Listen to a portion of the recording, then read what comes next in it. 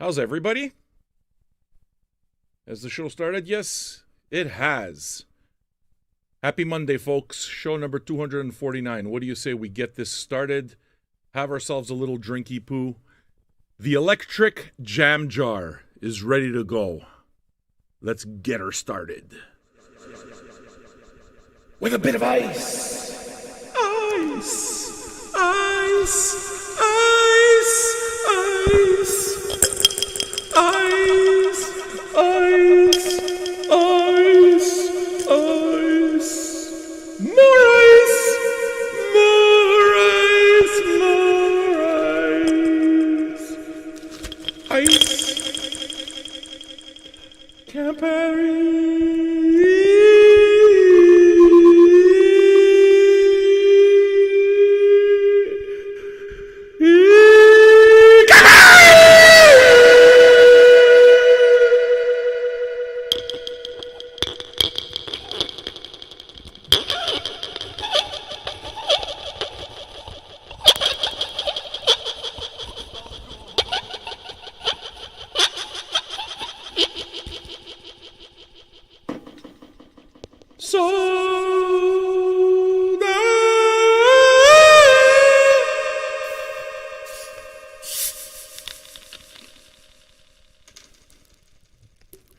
Una bebida.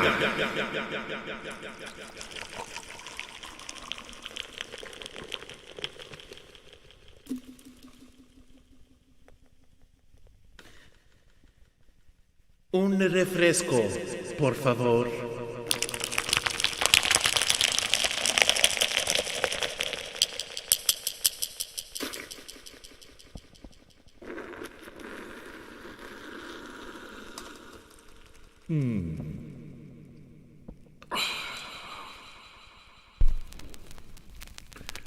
Good show, everybody.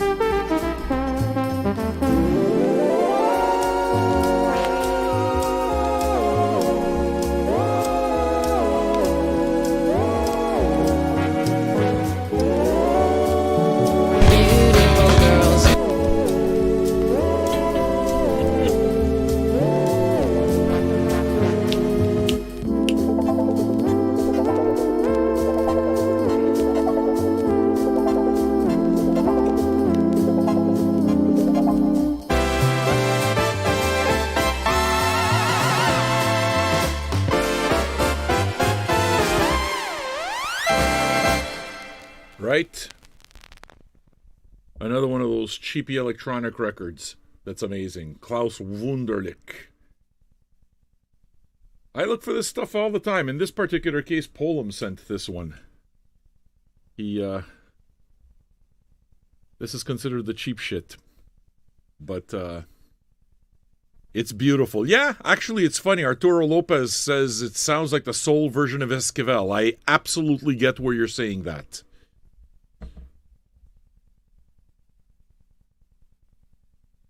At this rate, I should play the soundtrack to The Shining as it would be more emotionally appropriate. Dude, anything I play is emotionally appropriate. If I like it, it's emotionally appropriate. I put absolutely no thought into trying to please you, the audience, when it comes to the music I play. I play the music I like to play, and if the audience likes it, then that's good. And if they really want something that they want, then they can make a request. But never play to the crowd. Never, ever play to the gallery. Ever. Before you know it, you're fucking headed on a crash course towards the center. Complete fucking mediocrity. And then, you know what you are? Virgin Radio. No, thank you. If I own the record and it's in my collection, it's because I want it there. And to me, that's all the reason that I need in order to play it. So, yeah. Folks, everybody's good? I plan to play a bunch of music for you on Laughter. So many things to do. The Daleys are with us. I love the Daleys, as you know. We all love the Daleys. Mr. Andrew Daley, working his ass off. I just followed him on Instagram. He calls himself a guerrilla vinyl journalist.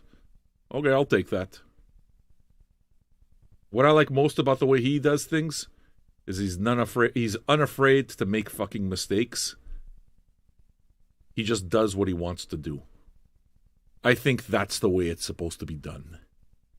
So, those of you who are interested, there are absolutely people, there are good things in that article in the newsletter.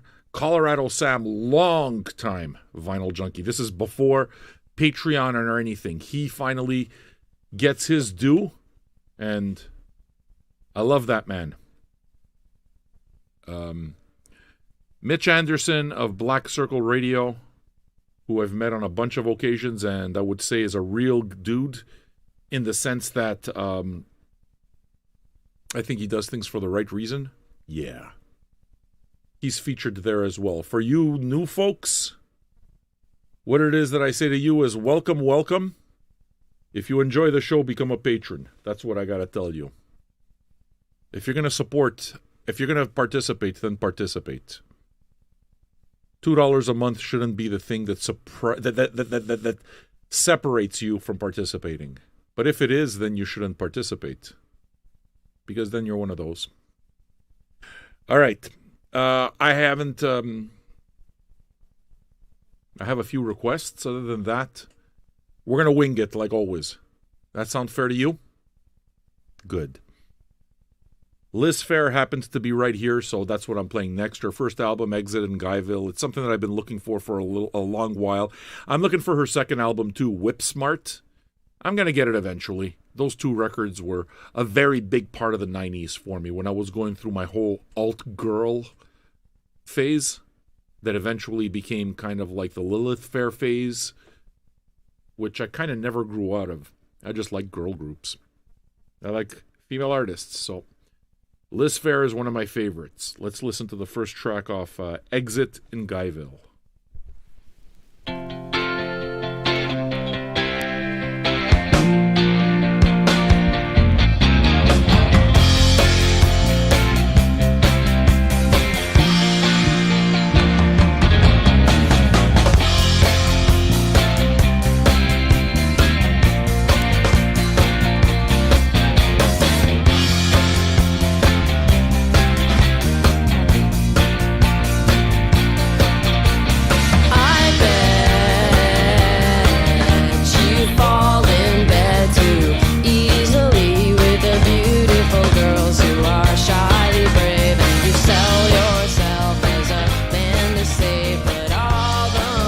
In the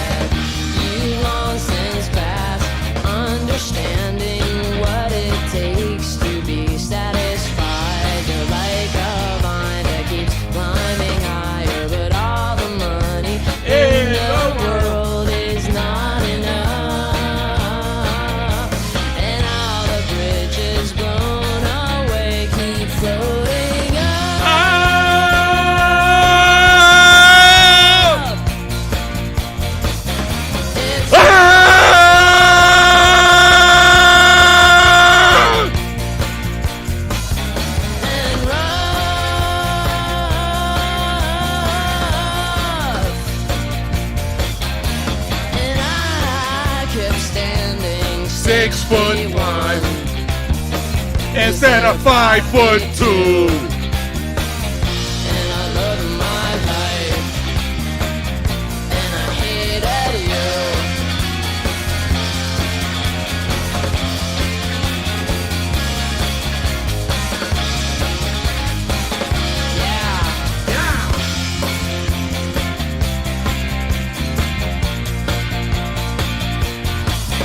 It's cold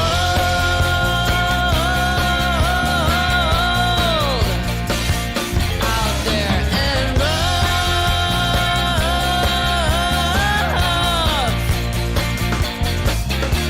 and I kept standing 6 feet 1 instead of 5 feet 2.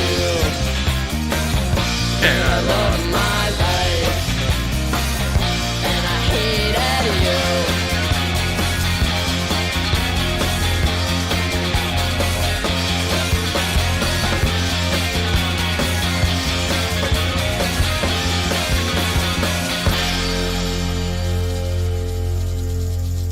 She's good, isn't she? Isn't she lovely? Isn't she lovely? Isn't she wonderful? Isn't she precious? This is the way it is that I waste time as I try to get organized. Because I'm not organized. What I like about having the requests ahead of time is that it gives me a little bit of a head start. Sarah Golding says, that's amazing, you got to get it. Sarah, I think in which case, if you like what you just heard, I would say very safely that maybe you would like the rest. Not maybe. You would like the rest of Liz Phair. Yeah, she's very awesome. There's she's got that punk edge to her, you know? And she was one of those artists in the 90s that did it very much the way she wanted to. You're absolutely right about the balance being very slightly to the left, by the way. I just fixed that.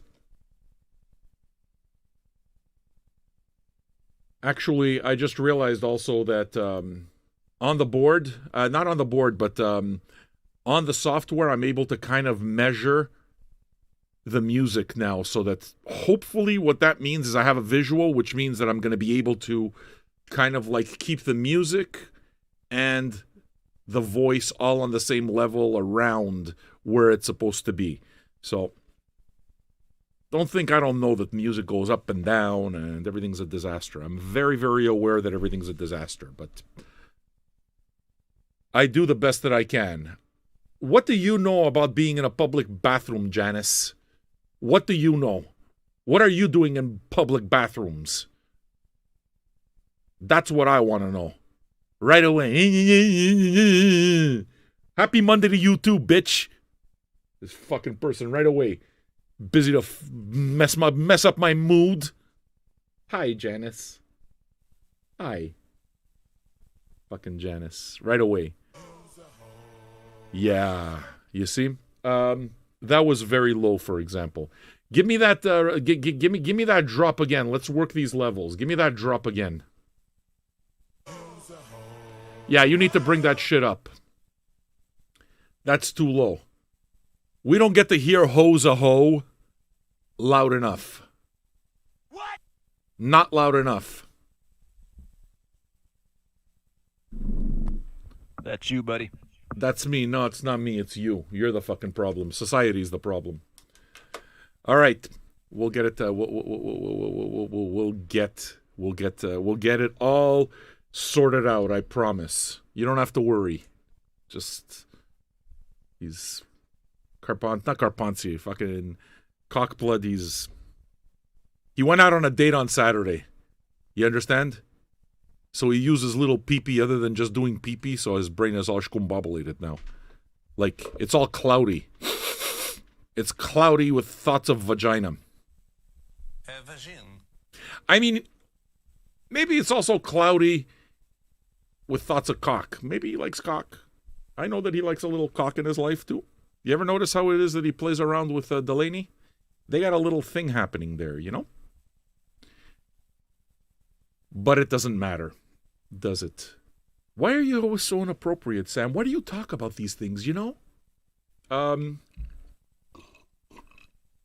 Because I have the brain of a lizard. I'm just not very evolved. That's why. But I have a good record collection. My favorite thing, you know what my favorite insult is when people insult me? Basically, it's variations on the same kind of theme. It's the insult that I get the most often on this show. I really love the music, but you're an asshole. That's the basic theme. I think that's pretty accurate. Because if you think I'm an asshole, chances are I'm an asshole. And if you think I'm an asshole, I don't want you around. But it seems to be just universally accepted. I love the music. You got a banging record collection, but you're an asshole. Yeah, that's legit. Can you fuck off now? Thank you. I'm going to play some music. Yeah, that's the one I'm going to play.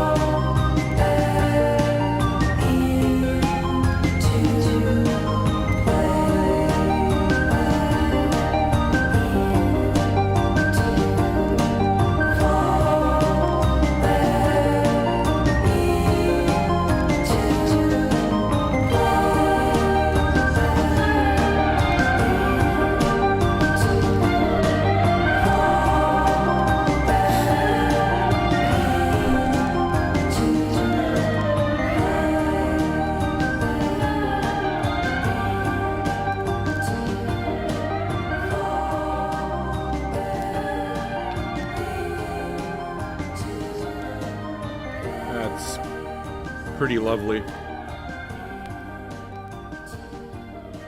Beach House is a band that I've gotten into only later. I mean, I haven't ever bought a Beach House record.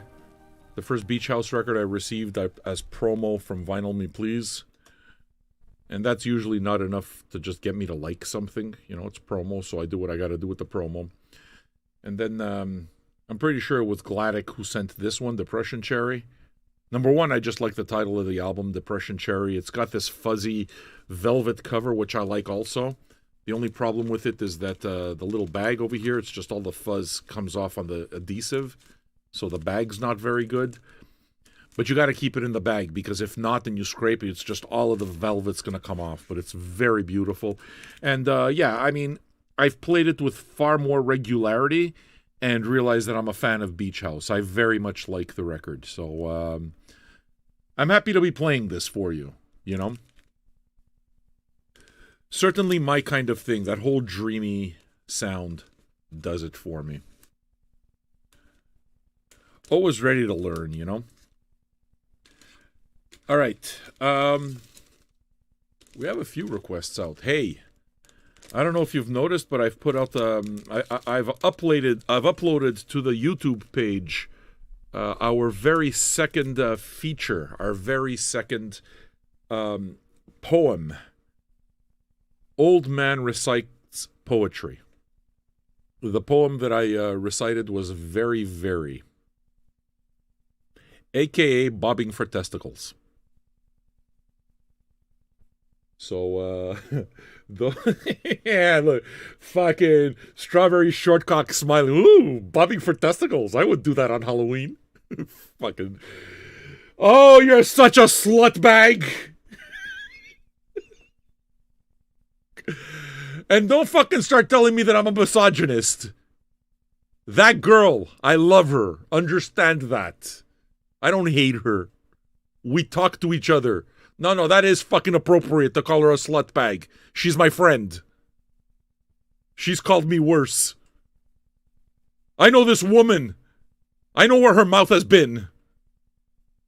But Sam, that's not appropriate for a show. It kind of maybe isn't.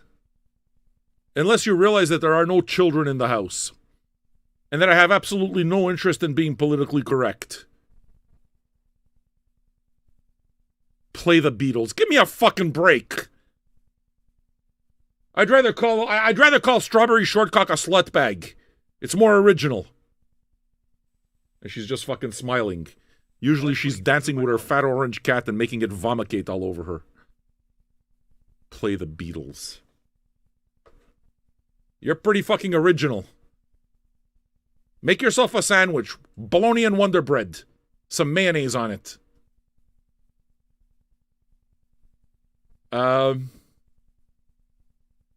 Yeah. Actually, can I tell you something else about Strawberry Shortcock? Her husband is here, and he hears me talk this way. And he doesn't get offended at all. Not even for one bit does he get offended. Not even for one bit. Tim Jones, can I ask you a question? Now that you've asked a bunch of questions. Actually, you didn't ask. You didn't ask. You just said, play the Beatles. So my first impression of you... Well, your name is pretty boring too, Tim Jones. I mean, it's just one step removed from John Smith. But let me ask you. Let me ask you a question. Are you a patron? I know the answer, no. You just found your channel. You don't know how it works. I know. Stick around. Learn how it works. If you like it, you're going to stick around. But can I just tell you something, though, Tim Jones? Fucking Tim Jones. Can I tell you something? It's highly unlikely that you will approve of my language. It's highly unlikely. I just want to say this.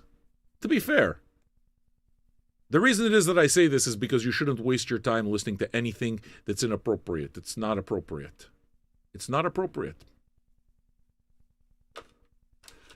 Me, I'm going to continue doing what it is that I'm doing. Nicholas Chads, how you doing tonight, beautiful? I'm doing really well there, sweet tits. How are you doing? How are you doing? Dude, did you know that Spotify has tons of Beatles on it? Did you know? You should go listen to it. Fuck. Go become a patron. That's the first thing you need to become. These people. But we're gonna start nice and calm. It's important for me to keep my blood pressure down. It's important for me to breathe. I need to breathe. All right. How about some Luna? We're gonna play some Luna. I also want you to know something else with respect to the Beatles, because I love the Beatles. Okay? Telling somebody that you like the Beatles, if you tell someone I like the Beatles, you're not telling them a fucking thing. You're telling them absolutely nothing. It reveals nothing. Nothing. Like the Beatles. I like bread. I like eating rice. Water. Do you like water? I like water. I mean, that doesn't mean I hate the Beatles. I don't hate the Beatles. It's just... Are you a fan of the show, Tim Jones? Let me ask you that. Are you a fan of my show? Are you a fan of what I do here? I'm yelling at you. Are you a fan of... Are you a fan? Nyuk. Nyuk! Are you a fan of the show? Go support it. There's an address underneath. It says patreon.com/vinyljunkies. That's where it is that you go become a patron and you support what you like. Because if you're in a room and you're talking... Well, and there we go. 6 minutes. In 1 minute, you can become a patron. Imagine me. You found it 5 minutes ago, but you've already left 12 messages. You remember when you were dating Tim Jones? Have you ever dated in your life? Have you ever dated in your life, Tim Jones? You remember the girl that calls you fucking 16 times a day? That's you!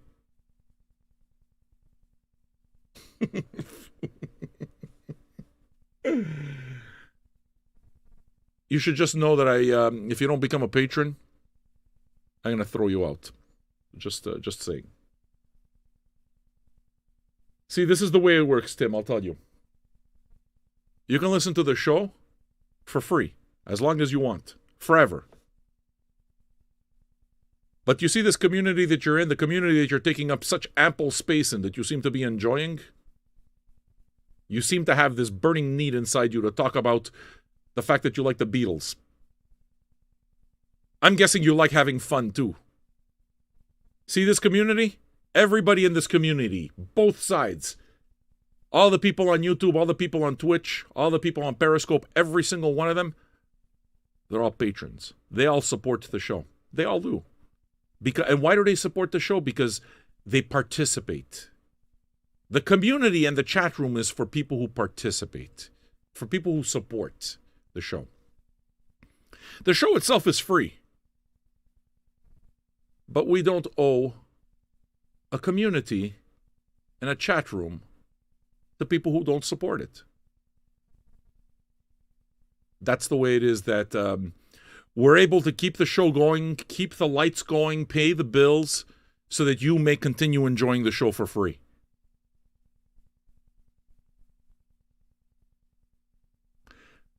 All right, Tim Jones, I'm telling you how it works. I just fucking explained to you how this works. The chat is for people who support the show.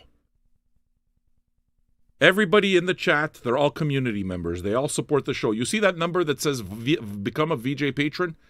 They are all supporters of the show.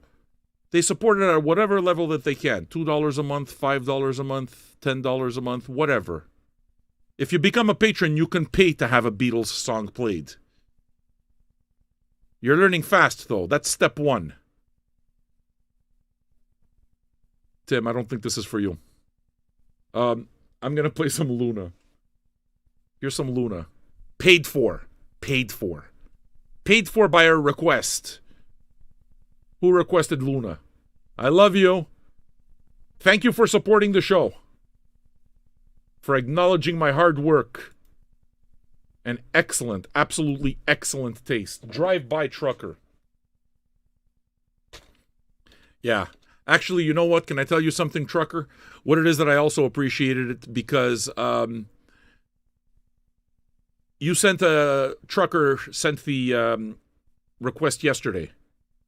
But what he did is he said, for Sunday Mass, and if it's not good for Sunday Mass, just play it in the evening. So you kind of recognized. That's right. Yeah, it wouldn't have been good for the evening, but it wouldn't have been good for Sunday Mass. That's a different kind of vibe. And I don't take personal requests on Sunday Mass, But you see, I didn't forget, trucker. Do you see? You see I didn't forget? We're going to listen to it, okay? Thanks for requesting it, buddy. This is from the album that they put out, all covers. The song is called Indian Summer on WNBC.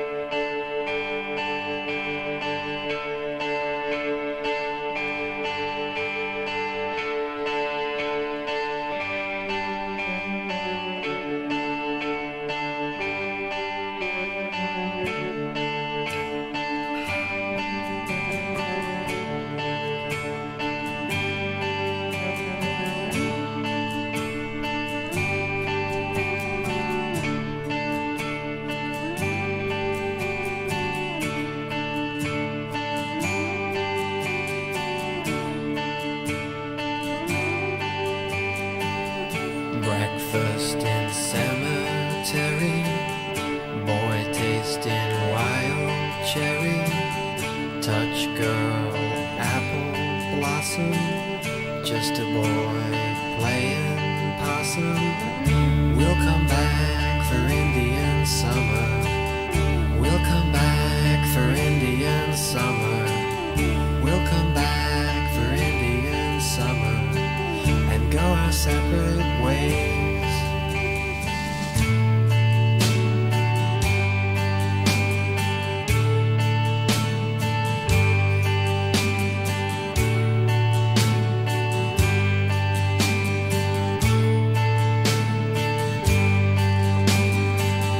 What is that cheerful sound? Rain falling on the ground. We'll wear a jolly crown. Buckle up, we're wayward bound. We'll come back for Indian summer. We'll come back for Indian summer.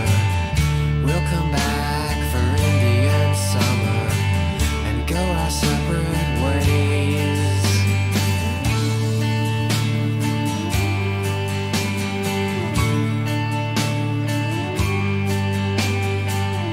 Motorbike to cemetery, picnic on wild berries, French toast with molasses, croquet and baked Alaskas.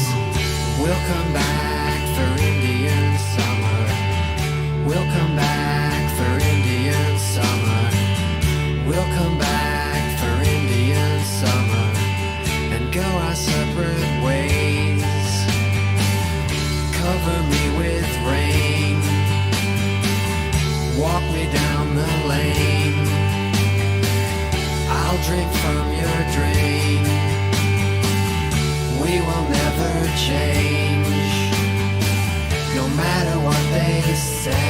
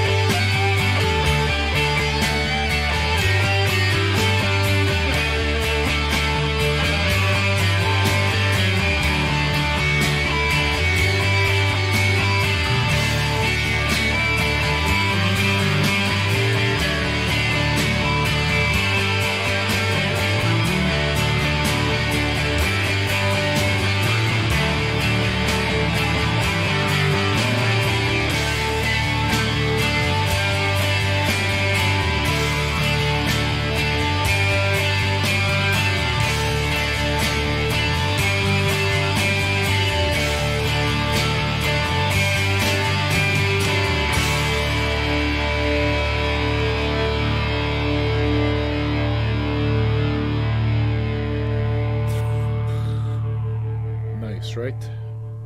I like Luna. It's a Run Out Groove, man. Courtesy of Run Out Groove. Haven't really received Run Out Groove as promo in a long time. But I have all the early stuff. They make good records. Really well pressed, good sources, stout and tip-on jackets. They do the entire thing, you know? So, always feels nice when you play a record from that label. All right. We're going to get our Monday off to a roaring start. I'm digging hanging out with you. Got a few more requests, but you certainly got the ball rolling for me. What other music do you want? Tell me. What other music do you want? Padgy, you're being your usual annoying self. You know, I gotta tell you, Padgy, you're just barely on the right side of me being completely fucking annoyed with you. But you are just basically on the right side. I realize what makes you annoying is that you're a bit of a moron. You're kind of harmless, but you're annoying. Which is why I'm saying you're kind of like on the right side. Just on the right side. Because when it is that you ask questions, you know how to fucking ask for requests. You know how to ask for requests. You know where the VJ archive is. You go to the VJ archive. Then you pay your $10 for your PayPal through PayPal. You know how this is done? You know how it's done? Don't you? Tim Jones, did you understand the part about the fact that this community is all paid for by the patrons? Did you understand that part? Can somebody explain it to him? Oh, I see. His PayPal's not working. Don't worry about it. Just wait until it works and we can do it later. I don't want to start worrying about, you know, don't worry about it. I got your request and I'll be here at 10 p.m. for your request. How's that? You see? I won't let you down, Padgy. I won't. I won't. Look, if it cool to pay for super chat? Super chat, they take 30%. Why would we want to give money to fucking YouTube for nothing? You understand? Will I take it as an exception? I'll take it as an exception. But why would we give 30%? You know? If you give me 10, that means I get only 7. I want 10, because that's what I earn. You follow what I'm saying? Does that make sense? I know that these aren't your problems. They aren't. But yeah, you guys, 30% is nuts. The fact that YouTube just takes 30% from Super Chat for basically doing nothing. Yeah. And Darth Revan is absolutely right. If they took 5%, I'd be okay with it. Because, I mean, everyone's got to take something. You got to process. It's fine. You know what I'm saying? Throw in a couple of extra bucks to make the difference, and I'll play your song for you, Padgy. I exist to make you happy. I do exist to make you happy. Make it a good request, okay? Don't request fucking Hey Jude or something. Don't request, and the fool on the hill. I feel a song coming on. You say yes! I say no! You say stop! And I say go, go, go! Ah! Oh no! You say goodbye! And I say hello! I don't know why you say goodbye, but I say hello. I say hello. Baby, you can drive my car. Yes, I want to be a star. Baby, you can drive my car. Can maybe I'll love you.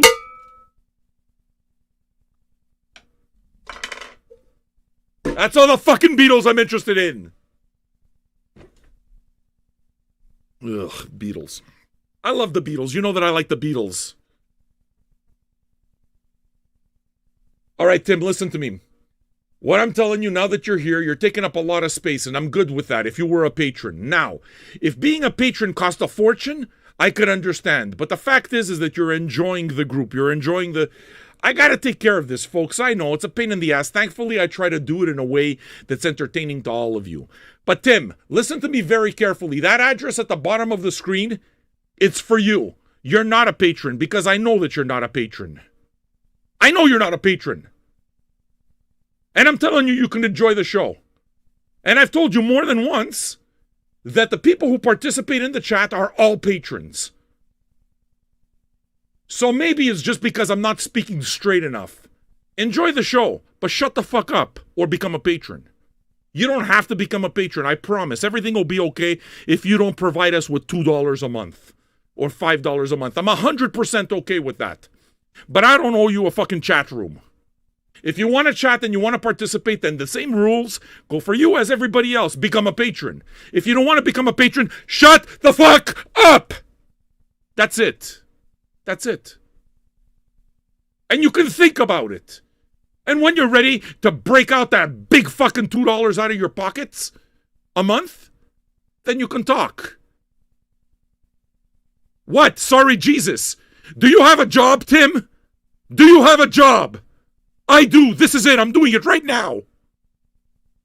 I entertain my patrons by yelling at you. Silence! That's how it is that I entertain my patrons. Jesus. It's called working. I can't work if I give it away. Do you understand? And I'm already cheap.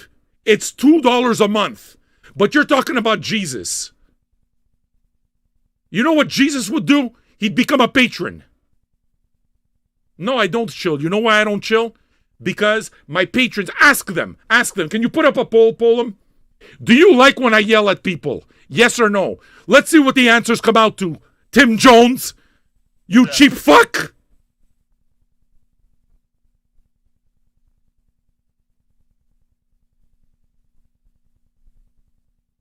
Holy fuck, this guy. Dude, you know what I think? I've just met you, and I think that you're a flaming arsehole already. Immediately. It's just $2, so that's why. Take it out of your pocket. You're using my time, you're using my resource, you're using my chat room, but you're not going to pay for it. You're a cheap fuck. Or, you understand the shtick and you're going to become a patron. But I can tell you that I'm fed up of you. And it's with that in mind that I'm going to tell you, I got one more song. This song is dedicated to you. It's dedicated to you, Tim Jones. This is the song that makes you decide whether you become a patron or not. Because after that, I'm going to block your ass from the fucking stratosphere. And you know why I talk like this? Because my patrons love it. They fucking love when I yell. They love when I yell at you. Because I come around fucking mamalukes every day. Fucking grifters. Grifters for $2. For $2, they're fucking grifters. You can take it for free. But no, you insist on using your rights and freedoms to talk as well. When I just told you the room is for paying members. So what it says is that you don't respect limits. That makes you an asshole.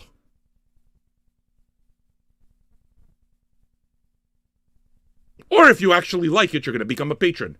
Hey, you know what? Go to Twitch. We got a nice poll going. What you're going to see is that there's nobody that fucking agrees. Everybody loves when I yell at people. Everybody loves it! This fucking guy for $2. I hate cheap people. I fucking hate them. Why do you exist? Why do you exist?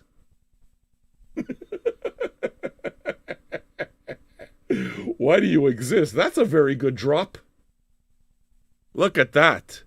You might be getting better a little bit at your job there, Cockblood, but you need to bring up your volumes, because your volumes are all wrong. It's on your side, not on my side. So, Tim, listen, you got one song. It's called Down Payment Blues. Okay? From a longtime member. He's a patron. When he requests a song, he pays for it. He doesn't just go to a bar and yells at the fucking bartender, "Hey, get me a whiskey sour," with nothing in his pocket. He understands that the bartender, he's working. AC/DC sucks your left nut. No, dude, your mother sucks your left nut. Your mother. You understand? Your mother sucks your left nut. You're a fucking cunt bag. That's what I'm telling. Can I tell you something, Tim Jones? I don't want you as a patron. You're a cunt. You're a fucking cunt. You're a cunt. I can't stand people like you. Nobody likes people like you, basically. Nobody likes people like you. You understand? You're a disgrace to society. So, and now you're gone. Forever. Nobody gives a shit about you, Tim Jones. Your parents were not very imaginative with the names. No one says that they should be calling you fucking Evian or anything like that, but Tim Jones, you sound like a cult leader. Do you like Kool-Aid? Do you like Kool-Aid? You certainly have asshole qualities. Have you ever been to Guyana, Tim Jones? Why the fuck is it that every asshole is named Tim? All the fucking Tims in the world. Go drink the Kool-Aid, fuckface. A sachet of Kool-Aid costs money, though. Hate to break it to you. Fuck that guy. Do you like the Beatles? On top of that, him and his Wonder Bread tastes. That's what we need here. We need more fucking regular people like him to make everything fine. Go fuck yourself. Exactly. Tim McVeigh, Jim Jones. He's one of those. I wish that Tim Jones was a video game character, so I could take a fucking baseball bat and smash his skull in. Not for real. Not for real. But as a video game character, I'd love to smash, like, just, just to make myself feel better. You remember that video game from the 90s? That video game from the 90s, what was it? Postal. That video game basically is about that fucking postal worker that completely lost his mind. But it was just a video game. That's what I'd like to do. Just my game would be called Curb Stomp. I'd fucking smash his skull. Smash. Every character would be called Tim Jones. Every character, Tim Jones. Tim Jones, Jim Jones, Timothy McVeigh, Alex Jones. Dude, you got the fucking aroma of asshole all around you. You understand? You got aroma of asshole all around you. It smells like butter. That's why you're gone. Your volumes aren't high enough, you. It's not me, it's you. It's you. It's you. Everything's high over here. No, it's you. This fucking clown.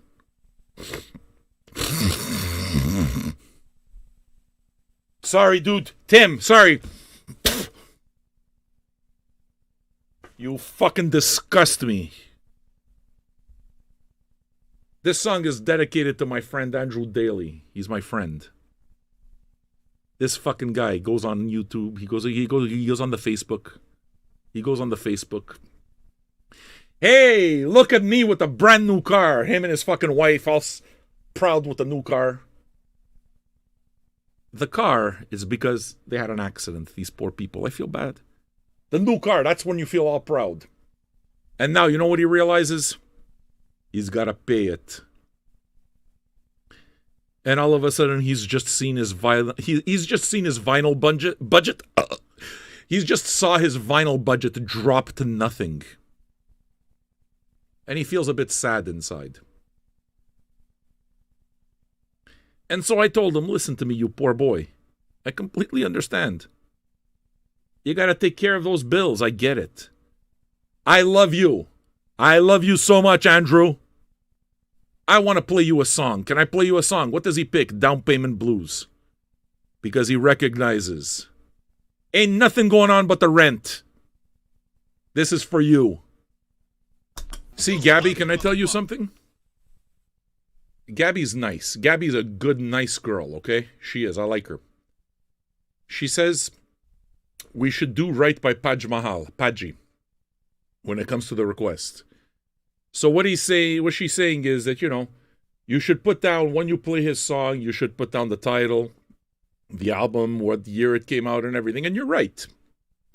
Gabby, I'm doing a show. Why don't you put it all in order for me so that I can copy and paste and I'll do exactly what you said is a good idea. You haven't noticed that your comments over there, they're all over the place, and then I got to put them all together. You understand? So what I'm doing, Gabby, it's for you that I'm doing this, the Gab. Listen to me, okay? I don't know if you know, your requests, they all have ampersands.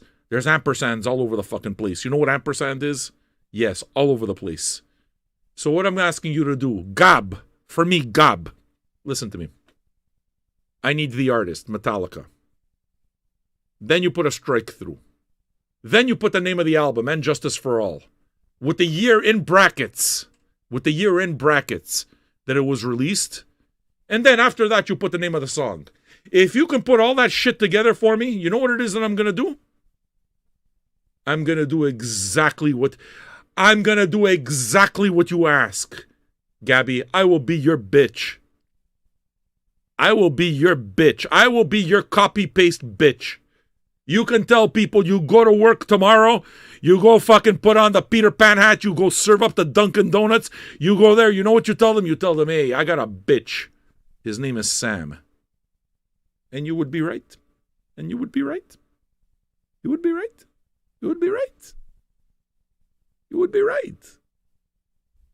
Gob. Help me help you, Gob. Help me help you. Fucking poor Gob. Gob, you know what the fucking problem is, Gob? Can I tell you what the problem is now? The problem is that I like you. You might start fucking regretting that. You might start regretting the fact that I like you. And the album didn't come out in 2018. Merdayol. You don't know that? You don't know that Injustice for All didn't come out in 2018? Do you want me to lie to these people? The Gob. You know what the problem is with you, the Gob? The problem is that I like you now. I like you. That means I'm going to rip on you. You got all sorts of letters. You got a lot of fucking letters, you. You got a lot of letters. You're all fucked up in the head. But that's what I like. Yeah, I know, but you know what? Let me tell you something. If you're driving a car and it's got the GPS on, and the GPS tells you to drive right off the fucking bridge into the river, what are you going to say? Oh, yeah, but I'm going to drive into the river. That's what the GPS says. Mamaluke. Does it make sense to you that the album And Justice for All came out in 2018? Gob. Stop making the donuts for a second. And I'm just saying, and you know that I like the Gob. I fucking like the Gob. I like her. She's the best. She's one of us. Out of her fucking mind, very clearly. I'm still waiting for one of you to do Justice by Paji. And Paji is spell it properly. You ever notice? Go up there and go look at what the way fucking what's his name? Delaney spells. Everything's spelt wrong. 1988. You don't say. Now put it all in one proper sentence. We're teaching the Gob. Fucking, she knows how to make Boston creams. 100 per minute. She knows how to fucking fill up Boston cream. She puts the Boston cream. She knows how to fill a donut like nobody's business. But she can't string together a couple of fucking words. Metallica. And Justice for All, 1988. 1. Paji is 1 G. Padgie. Paji. You got it all wrong.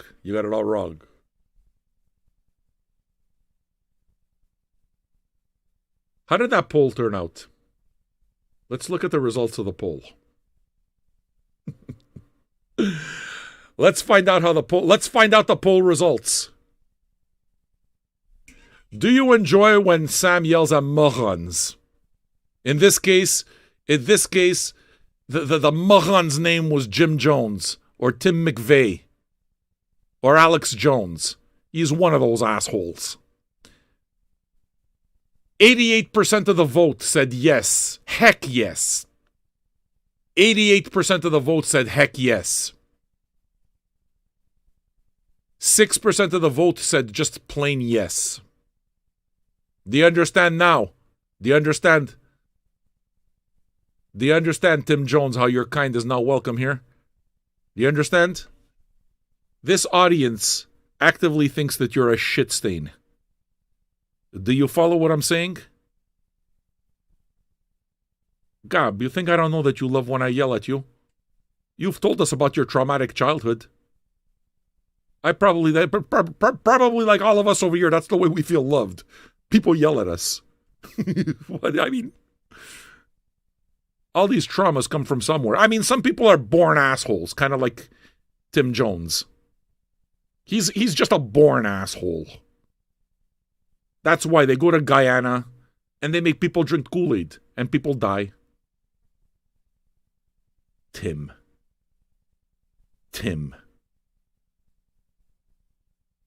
Were your parents cousins before they married Tim? I'm just trying. I mean, I'm not 22andMe or anything like that. I'm not Ancestry.com. I'm just trying to trace down your mental retardation. Asshole. All right. Now, our buddy, the Bart, is with us. The fucking Bart. Yeah, Ancestry.com, exactly. That's exactly what it is. This fucking guy. Cousins. Oh, we're going to my cousin uncle's house for Thanksgiving. I hear that my sister mother-in-law is going to be baking a turkey. This guy's fucking family, his eyes are like all cockeyed. You know why? Because you're the product of inbreeding. Sexy time. How long does the show go on, dude? If you request a song, I play it. If I don't play it, it's because I forgot. And if I forgot, you just tell me that I forgot. But yeah, I'm real good about doing the show proper for you guys. I mean, there's all the jokes and everything like that, but you know, you guys know I love you. What? Listen, Bart is here now. Bart, I must say that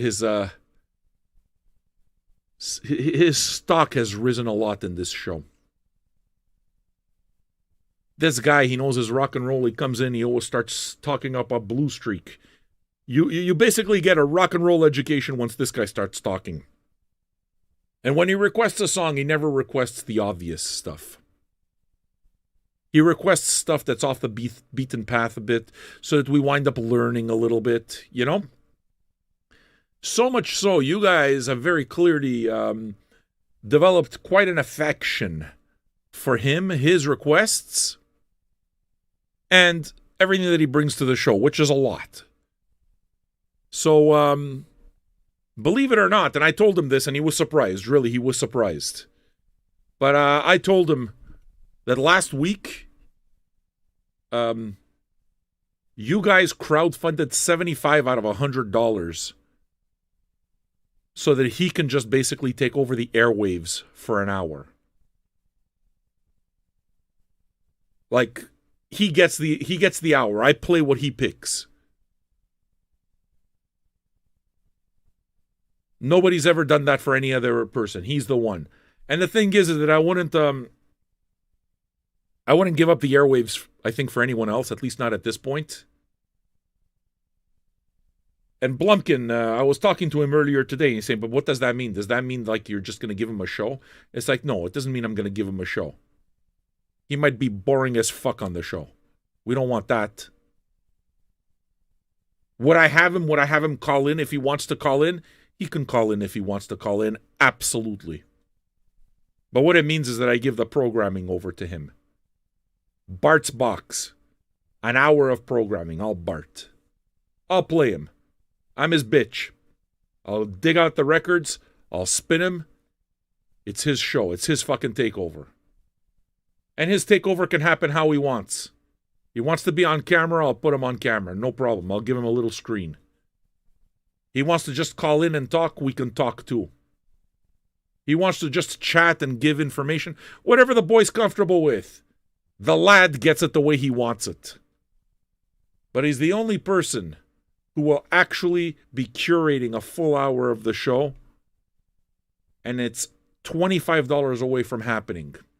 So, those of you who are interested and want to chip in to that effort, then you go ahead and do that, because he will do good things with it. This would be an example, all right? He asked for an ELO song earlier. And it should be said, look, I'm pretty sure that Bart feels as affectionately towards me as I do towards him. We're friends, you know? I've known the kid since he was since 2014, so... That dude wasn't even into leather back then. He didn't know what he was into yet. He's got great taste in music and knowledge. He does. Back then, he didn't know what his taste in cock was yet. He was still tasting cock left and right, and he was trying to find the right taste. He was trying to find the right fit for him. And he came upon leather. He became a leather boy. And you have to see him on fucking Instagram. He's got the following. He puts on the fucking leather with the little fucking whip, and he's got the little hat. People love this guy. They fucking love him. They love him. And I can't say I don't understand, because I love him too. He puts up those pictures and I tell him, atta boy. Come into your own. Let your freak flag fly, because you are awesome. And he's still one of my favorite people. He's one of my favorite people in Vinyl Junkies. Gabby says you want to see. Dude, if UK Bart wants to share his Instagram, he's free to share his Instagram. I promise the man is beautiful. He's fucking beautiful. Okay? And he's just about the nicest guy you'll ever meet. So I fuck with him relentlessly, but he knows I got his back. So, this particular song, yeah, there you go, BG Lover 12. Just look for BG Lover 12 on Instagram. Go give him a follow. No, you want to follow him. He's awesome. He really is. He's awesome. He's more interesting than I am on Instagram. I'm boring on socials. I do fuck all. But, he's going to get his show completely funded. Let's do this. Let's get $5 or $10 closer so we can get to 100 and give the man an hour. And then he can tell me when he has a day off and we'll plan it however he wants. You want part of the camera? I'll put you on camera, Bart. If you want to phone in, you can do that too. If you want to just do things the way you've been doing them up to now, that's good too. Whatever you are comfortable with. But FM Gary just put up 25, which means that we've just crowdfunded. I told you, and Bart's here to see it now, right? Bart's here to see it. And can I tell you something else? It's FM Gary that put that up. So we got the full 100. You get an hour, Bart. I can't do it tonight, though. I want to be able to do it properly and give you the proper time, okay? And I want you to put some thought into it as to what you want. I can tell you something, though, Gary. You are going to get a ton out of that hour. You specifically are going to get a ton out of that hour. Because that hour will be 100% music that you love. He does it better than me. He knows it better than me. And the reason I keep talking about him is because I love him. He's the best. The dude's the best. Simple. And I told Blumkin today. I was talking to Blumkin just today. And I told him, it's like, at this point, I don't think that I would do what I would do for Bart for anyone else. Only for him. Okay? Because I know what he brings to the show. Like fucking, what's his name? I said, would you guys crowdfund an hour of Blumkin? I can't wait to read the comments. Let's just read. Would you crowdfund? Dude, I told you, Bart's fucking awesome. I knew Bart before he was a leather boy. But I gotta tell you, leather boy fits the lad perfectly. It fits the lad perfectly. Yeah, but Daley, I wouldn't pass it over to you. I wouldn't pass it over to you. Because you got 5,000 records, but I still don't know enough. It's just, there's a certain thing that makes Bart Bart. It's that when he talks, he's got a fucking ton of information. It's just he puts it together in a certain way. And you know, for example, that if Blumkin got set outside, but I don't know if he's capable, he would have to play something other than Tool and Radiohead. I don't know if that's possible. Because he would know. Yeah, you see, Daley would play an hour of Kiss.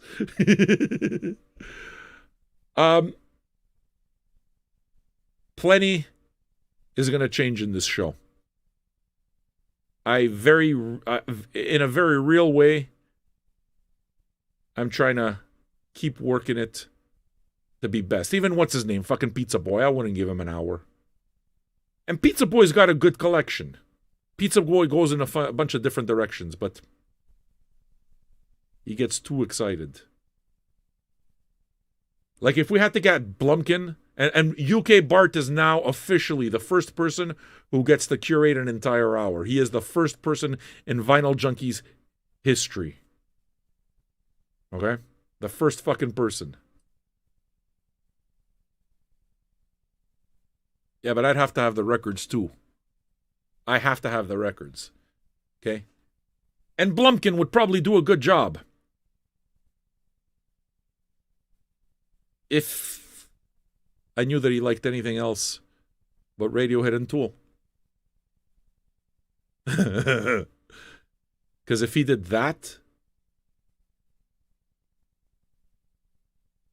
then you know that if I put that guy on the air, I promise it will be entertaining. But I also tell you something, and he knows it. Blumkin's got diarrhea of the mouth. He doesn't shut up. He doesn't know how to edit himself. He says everything that's in his head. Padgy, I would never give you an hour of my show, ever. You annoy the fuck out of me.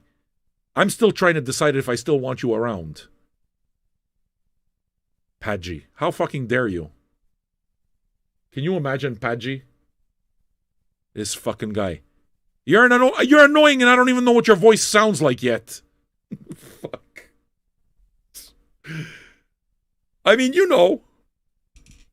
He knows. It's not like he doesn't know. He knows he's annoying. He knows he's annoying. Padgy, many people tell you you're annoying, don't they? That's a good question. Actually, can I ask you a question? Okay. This is a real good question. Would you fund an hour of Blumkin's picks? Like for real, would you fund an hour of Blumkin's picks?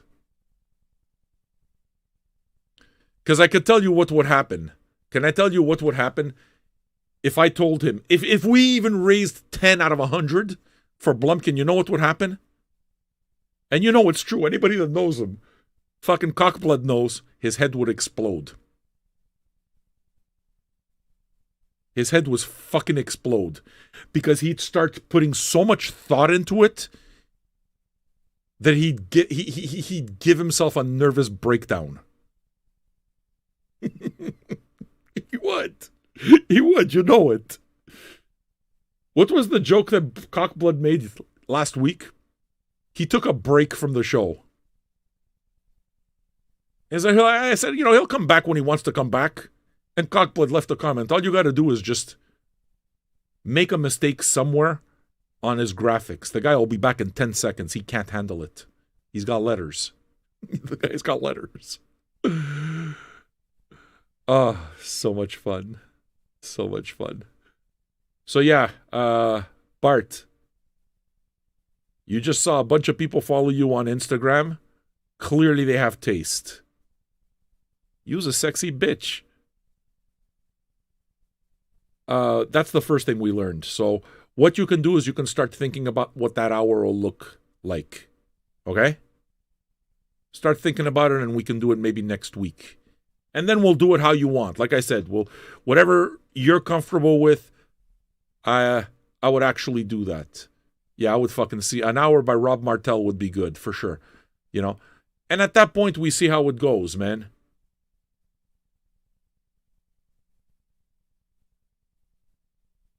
So yeah, the show's going to get more interactive. I want to make the show interactive. I want to involve you guys, but it's got to meet my standards. Next week, hopefully, Bart? Is that too... I'm guessing next week is doable? Yeah, Nelson would get it done. Nelson's fucking annoying, though. Like Nelson, you get two versions of Nelson. Okay? Nelson, you get only two versions. You get the sober Nelson, and you get the drunk Nelson. And his wife knows this all too well that this is true. The sober version, he's a mummy. He's a fucking zombie. He's got nothing to say. Mush mouth. Complete mush mouth. Okay?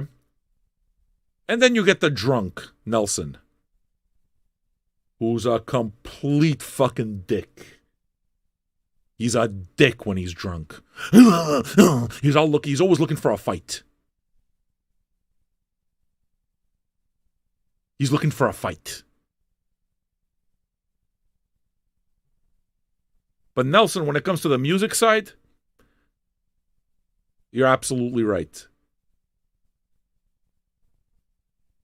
Yeah, you see, that's Janice says. Nelson's a dick when he's sober or a fucking idiot when he's drunk. Well, actually, an idiot dick when he's drunk.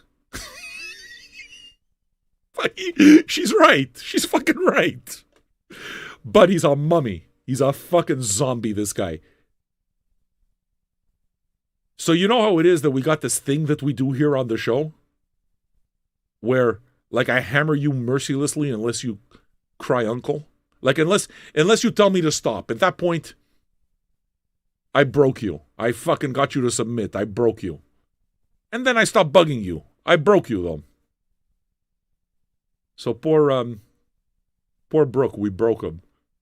Fucking Brooke just got completely fed up of me talking about him inviting repairmen to his house just so that he can take him and cut off their dicks and put them under the stove. You know what I'm saying? So he called it. He said, I should stop. And I stopped. And I stopped. I respected. And then we got Polam. Polam takes a beating too. Polam takes a beating. And Polam's a zombie. So I'm pretty sure that Polam you could probably beat the fuck out of him. You could just completely hammer him. And he'll take it. But the problem with that, you know what it is? Polam. Before you were a zombie, fucking Nelson was a zombie. So you would be the reigning champion of zombies only if Nelson tapped out. Nelson's never going to tap out. He does not possess the required intelligence. That's the deal.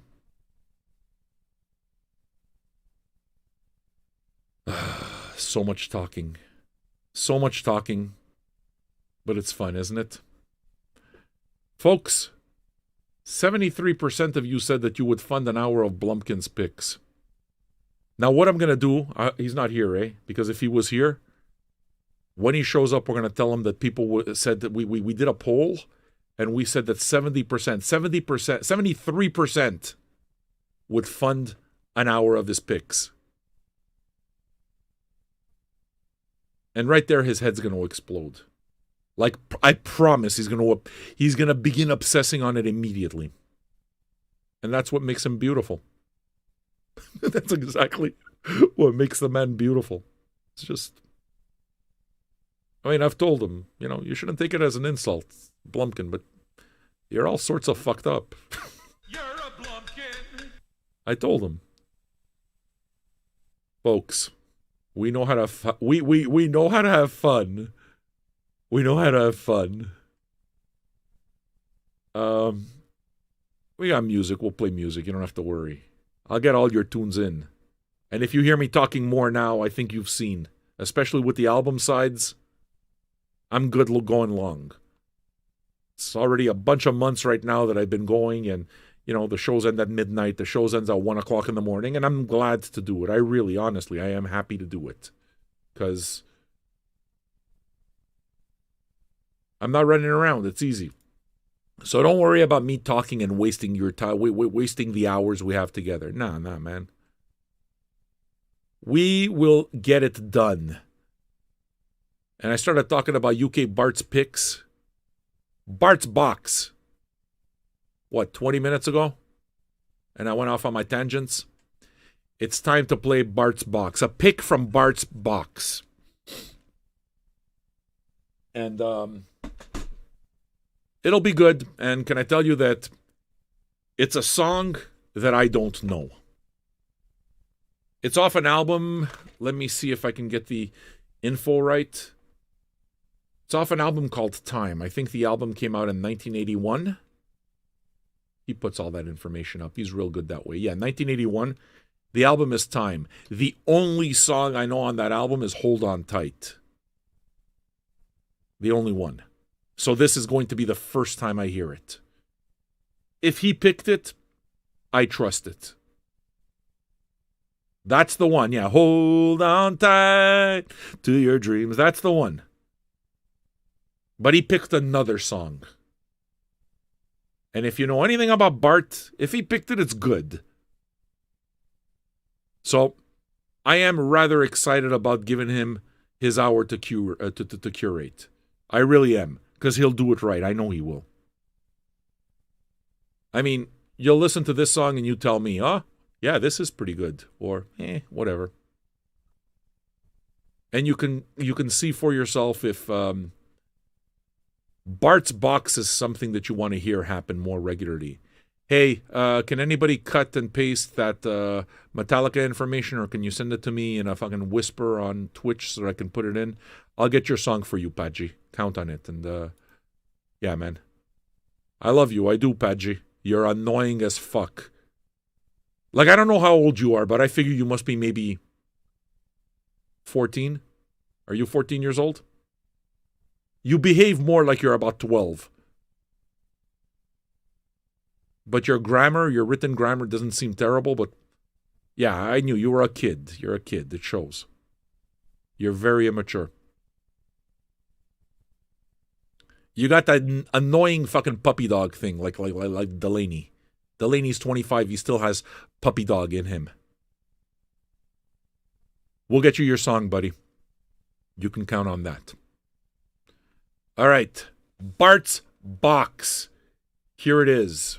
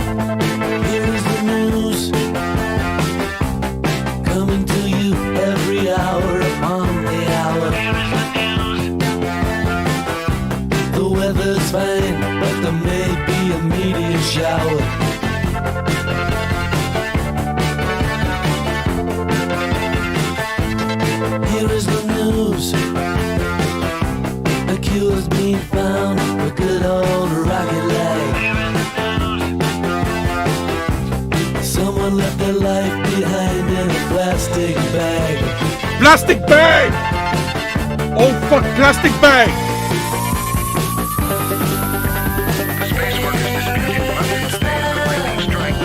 Plastic bag.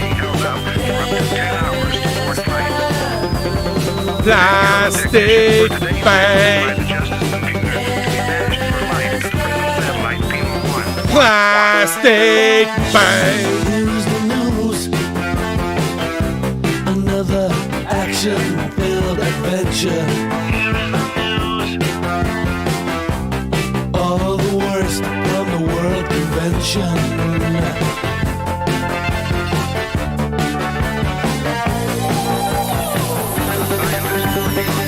Shares of Roboco Developments now claiming to be by regular scheduled programs. After World Day. The latest report from the people now. Tiny little detail. And say hello to everybody. Here's the news. I wanna go home. I want my baby back. Here's the news. I wanna go back.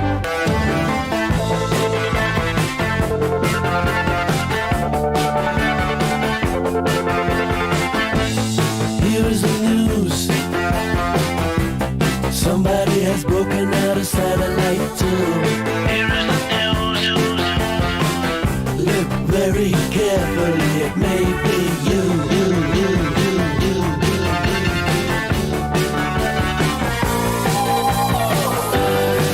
The energy call today of the Archbishop there is waving to the crowds. Broadcasting authority today. I think the tune is right. We'll have to wait and see. I'll call you back later.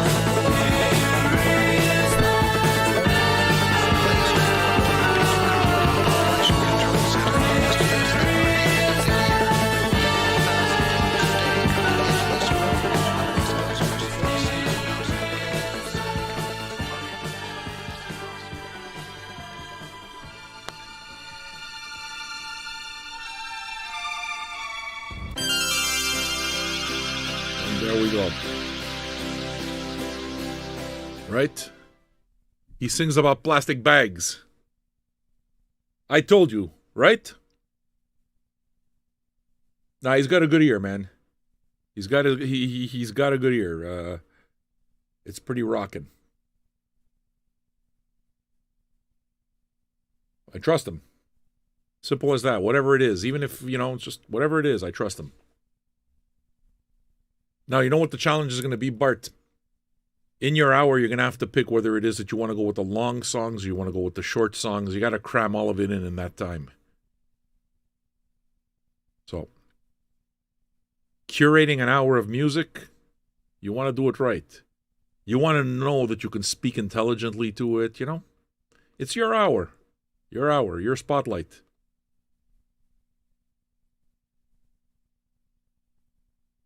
I mean, it's got to feel good to know that the people listening to the show, people hanging out right now, respect what you request enough to just have you take over the airwaves for an hour. That's got to be something. I mean, and you should you should like it. It's a good thing. Fucking Andrew Brown. Look, we got requests here. We got requests that I got to take care of. And I'm going to do that. I'm going to take care of everything for you. Everything. I take care of everything, me. I take care of everything. Do we have any other patrons? 510. Is he around? Any new people? I mean, I'm guessing making it hard for new people to become patrons because I'm too rough. Like, I'm not nice enough. I don't want to be nice. I hate nice. You go out in the world, you're nice. And what you realize is that everybody acts nice. Behind closed doors, they're assholes. I'm exactly the same person. Behind closed doors, right in front of your face, all the same. All the same, always. The Gab, I'm sure that you're nice. I'm sure. I wouldn't waste my time with you. You understand what I'm saying? We love you. You're loved in this community, Gabby. Simple. You want to know how it is? Can I tell you something? Do you know who it is? In my opinion, my personal opinion, you know who it is that you need to seek the favor of the most? Not Delaney, because Delaney likes everybody. Like I said, he's the puppy. You pay attention to him, you're really willing to fucking scratch his belly, he'll go anywhere. He'll go anywhere. He'll follow you right into the middle of the road until a truck crushes him. Janet. Fucking Janet. That's the one. If Janice likes you, I trust it. If Janice likes you, I trust it. Because she's got junkyard dog in her. She's got trailer park in her. And that shit, you know why it is that it works? Because it sharpens your instincts. Plus, she works around people. It sharpens your instincts about people. So I trust her instincts. Queen Bitch, that's the one. Queen Bitch is the one. She's the one that everyone's got to carry favor with.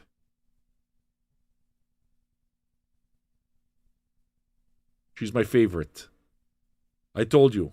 Her title, lifetime. It can't be replaced. It can't be replaced. But for me, and I mean, I say this, I make a lot of jokes. But for me, honestly, yeah. If you down with Janet, chances are I'm down with you too. I trust her. I trust her. One of those things. Yeah, you should love Janice. Janice fucking kick ass. She's kick ass. It's as simple as that. I tell her husband all the time, you do realize that everyone likes your wife more than you. Like all the fucking time. He's a mummy. He doesn't say anything. He doesn't say anything. But I tell him all the time, listen to me, dude. Everyone likes your wife more than you. Just recognize this. If the two of you ever become divorced and they have to choose, I just want you to know that you're going to lose all your friends, Nelson. I want you to know, Nelson, that if they have to choose between you and her, you are going to be lonely. Everyone's going to go to Janice. No, what Nelson says doesn't have value. You fucking put a bit of alcohol in him, he's a raging asshole. He is fucking, he'll even admit it. He's fucking stubborn. But he's got good values. I like him. He's my favorite. All right, more music. What do we got to go with now? I don't even know what the deal is here, but Polam is going to put up another poll. I don't know what the poll is. So, we'll have to see. Pick a side. Oh, fuck. Pick a side. Team Nelson and Team Janice. Poor Nelson. Poor fucking Nelson.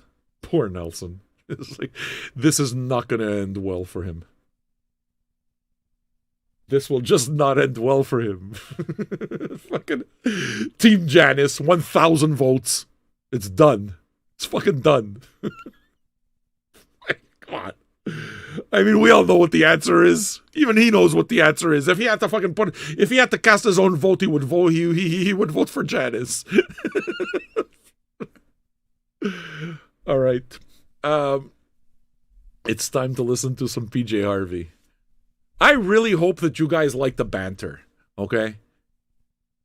I think one of the reasons that I like the banter is not to hear myself talk, because I feel like I'm in a room with you. Like, I feel like a lot of us have been here a long time, so I know your personalities. You know what I mean? I wish that I could talk back, but you guys do. I mean, I wish you guys could talk back, but you guys kind of do talk back through stuff like polls, through the chat room, you know? But I like the people in this room. That's basically it. I like you guys. All of you, man. All of you. Even you, Paul. What's that fucking Padgy? You're annoying. But you're just a smidge on the right side of annoying. Capiche? All right. Some PJ Harvey. Nah, Nelson got 2 votes. People are just trying to be assholes. It's not true. It's not fucking true. And even with those 2 votes, Janice still has 78% of the vote. I mean, who are we kidding here? Yeah, Angela annoys me. Angela does annoy me.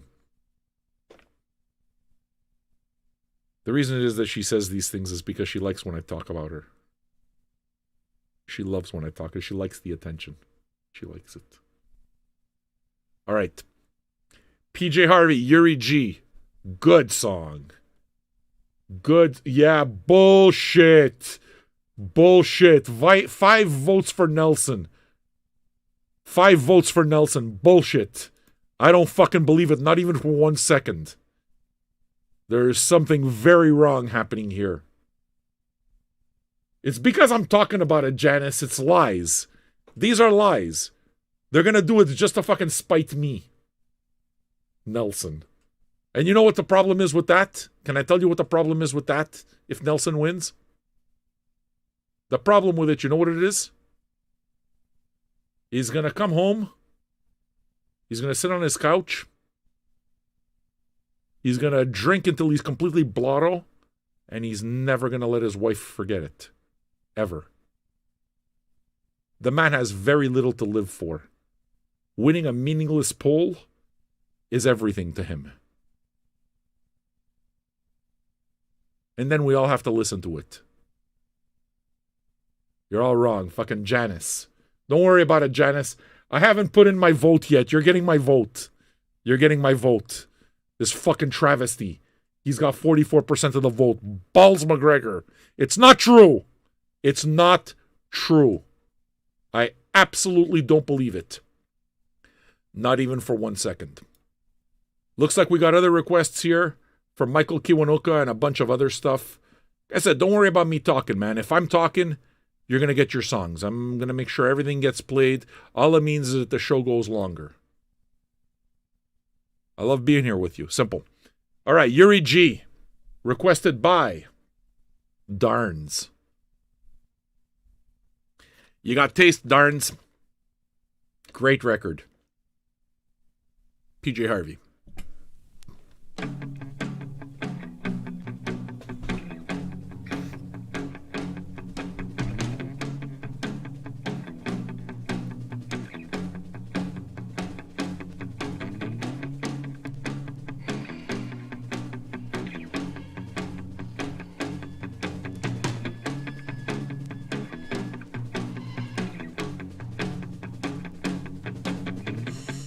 Hey there,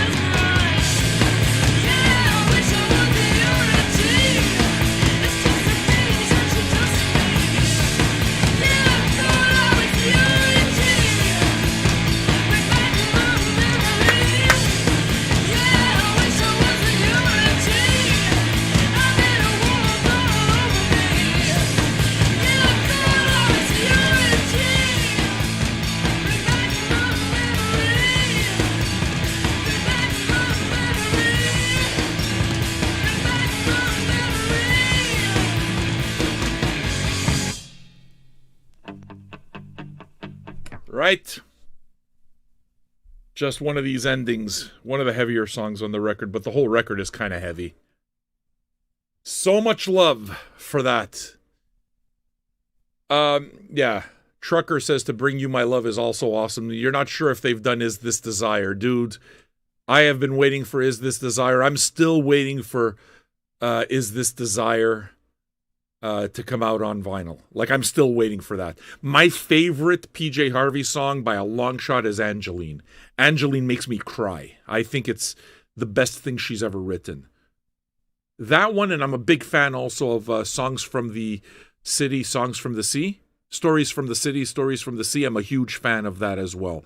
But yeah, I'm anxiously awaiting the next batch of PJ Harvey reissues.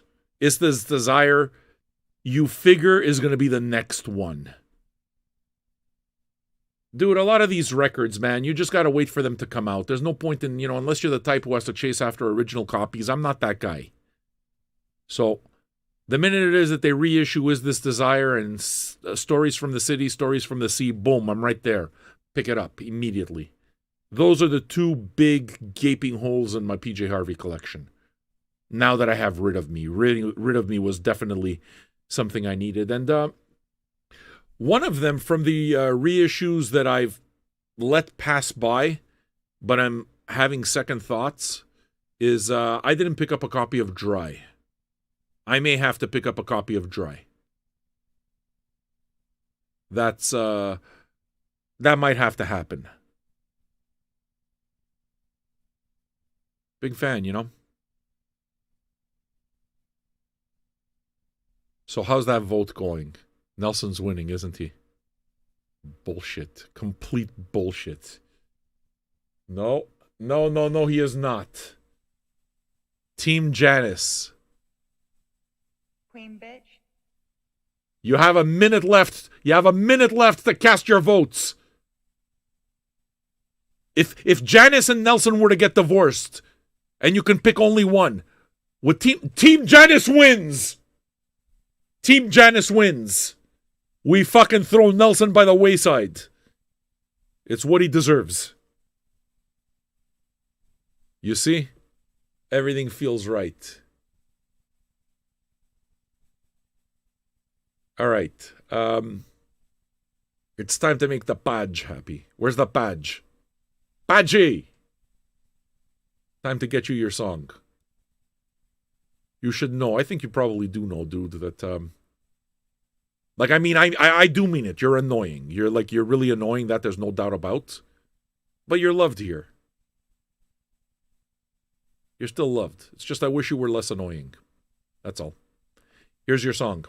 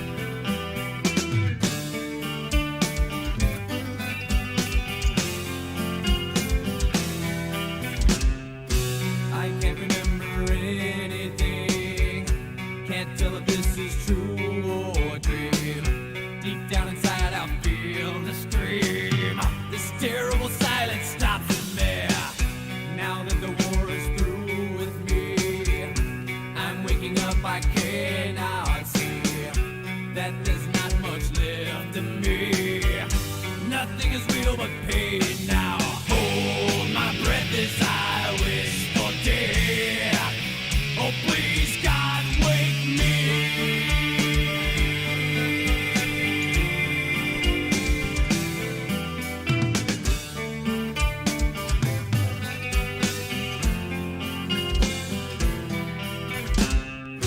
Back in the room, it's much too real. In pumps life that I must feel, but can't look forward to reveal. Look to the time when I live, head to the tube that sticks in me, just like a wartime novelty, tied to machines that make me be. Cut this life off from me. Hold my breath as I wish for death. Oh, please, God, wake me.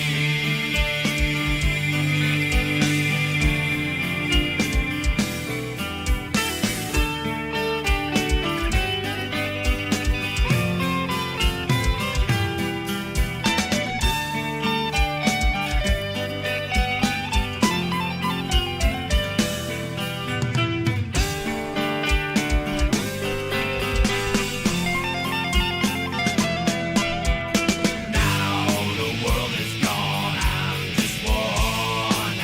Oh, God, help me. Hold my breath as I wish for death. Oh, please, God, help me.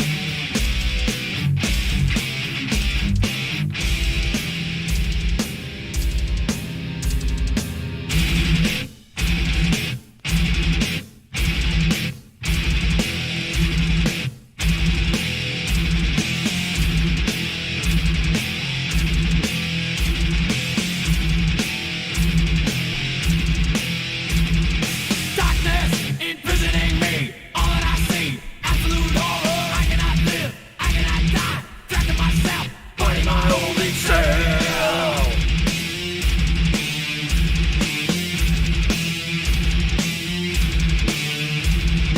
Landmine has taken my sight, taken my speech, taken my hearing, taken my arms, taken my legs, taken my soul. Tim Jones is an asshole.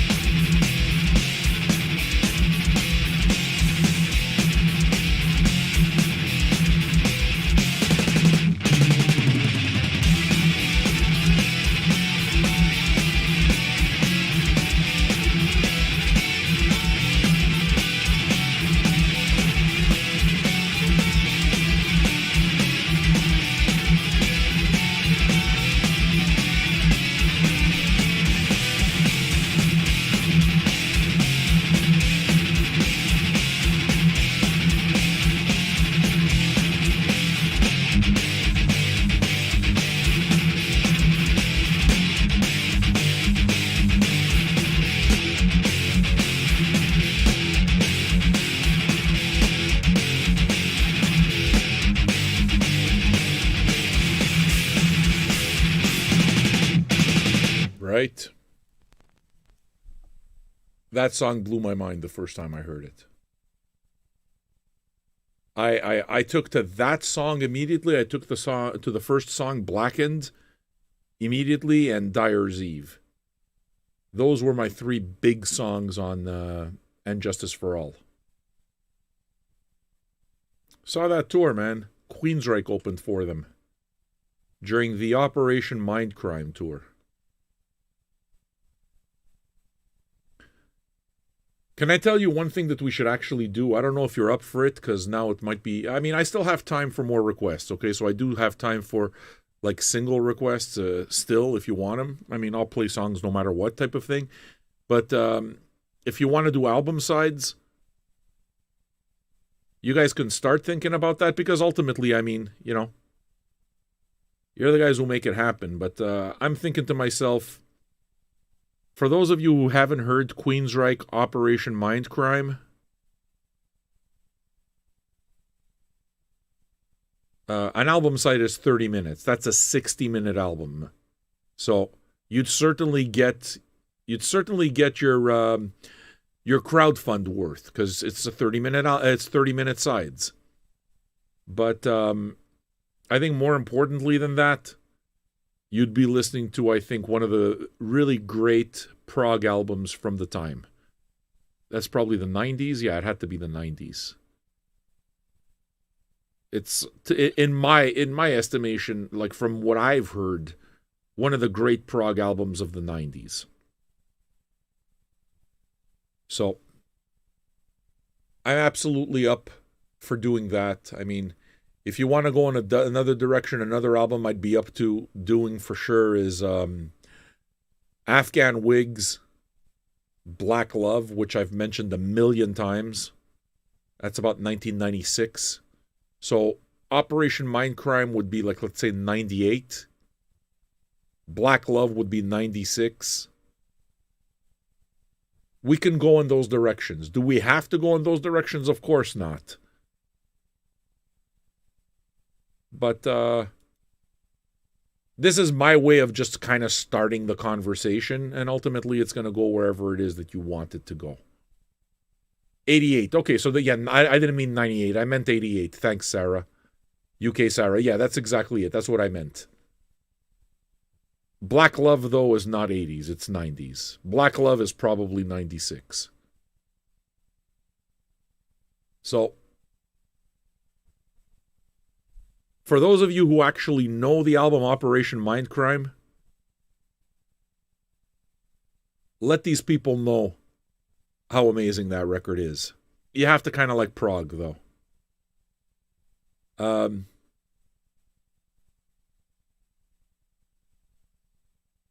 So we can go in all of those directions. I mean, I'm going to have songs one way or another. I'll get us all the way to 11. You don't have to 11 o'clock. You don't have to worry about that. We got an hour of music and laughter. We ain't done yet. I do very much notice your comments saying that you love the banter. I'm glad. I do too. Like, I really do like the banter. This can't feel like a job to me. I gotta be happy. And if I'm spending a lot of time talking to you, it's because I'm happy talking to you. That's the community. You know? Yeah, you see, what's it called? Daley. Andrew Daley says banter is what makes the show. Yeah, I agree, man. It's what allows us to have the conversation. It's really that. Otherwise, it would just be another collection of songs. You have to think about the elements that make this not like a Spotify playlist, and it's ultimately us. And how we talk and how we do everything, you know. There's a teamwork. Paji wants to send another song. Yeah, dude, send another song. Send another song. No problem. I'll do that for you. And you should know, Paji, I absolutely mean it when I say that you annoy me. But you should also know that if you really fucking annoyed me on the wrong side, I'd throw you out. So, if you're here, the fact is you annoy me, but I love you. You know what I'm saying? It's kind of like Delaney. Delaney annoys me, but I love him. It's one of those things, you know? We're just here hanging out with friends. But to me, it's like we are really honestly on a big couch. Like we're all hanging out in a room having a drink. And it's my party. And it's my couch. And it's my house.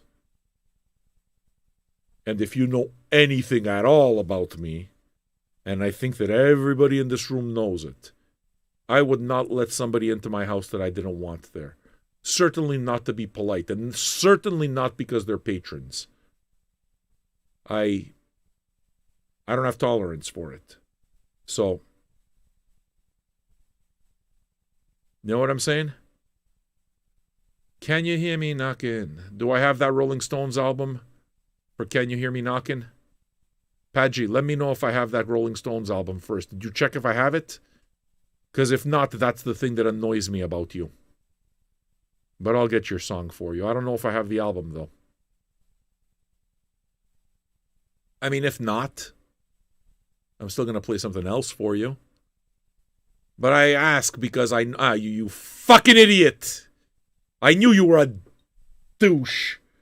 That's what I don't like about you. Because I know what my Rolling Stones collection is.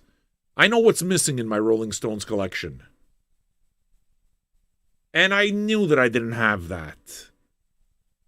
The only way I have it is if it's on Goat's Head Soup. You fucking clown. I don't have Sticky Fingers. I just have the cover. But I'll get you another song, though. Or if you want to put it towards an album side, I'll put it towards an album side. I'll let that count as $20 of an album side. Badgie, I'm not going to fuck you over. You're a dumbass. But I'll put, you can request another one if you want. Yeah, if you prefer requesting another one, fine. No problem. Go make sure I got the album. I'm not sure who requested the Squeak. Beautiful. The Squeak requested some Kiwanuka. That is a very good thing. Off the album Love and Hate. I don't have the year because he didn't put it down. But it's a recent album. Michael Kiwanuka, those of you that don't know him, yeah, certainly worth listening to, and these are certainly albums. This guy is definitely worth chasing the albums down. I think he's brilliant. So, we're going to listen to the title track off the Love and Hate album, Michael Kiwanuka. Enjoy. Smoke him if you got him. It is the right song for it.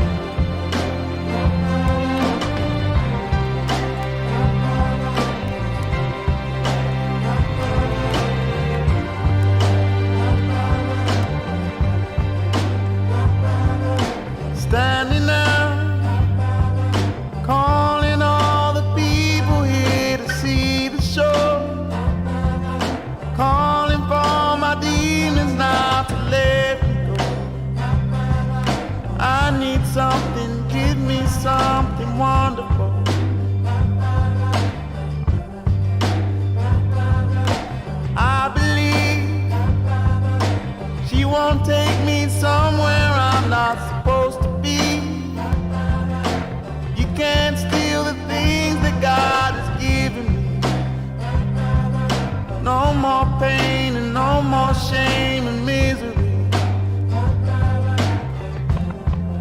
You can't take me down. You can't break me down. You can't take me down. You can't take me down. You can't break me down. You can't take me down.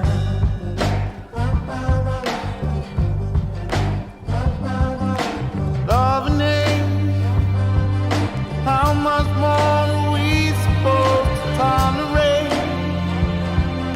Can't you see there's more to me than my mistake? Sometimes I get this feeling makes me hesitate.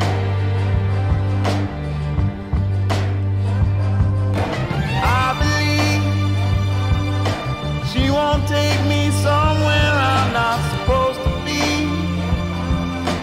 You can't steal the things that God has given me. No more pain and no more shame and misery. You can't take me down. You can't break me down. You can't take me down. You can't break me down. You can't take me down. You can't break me down.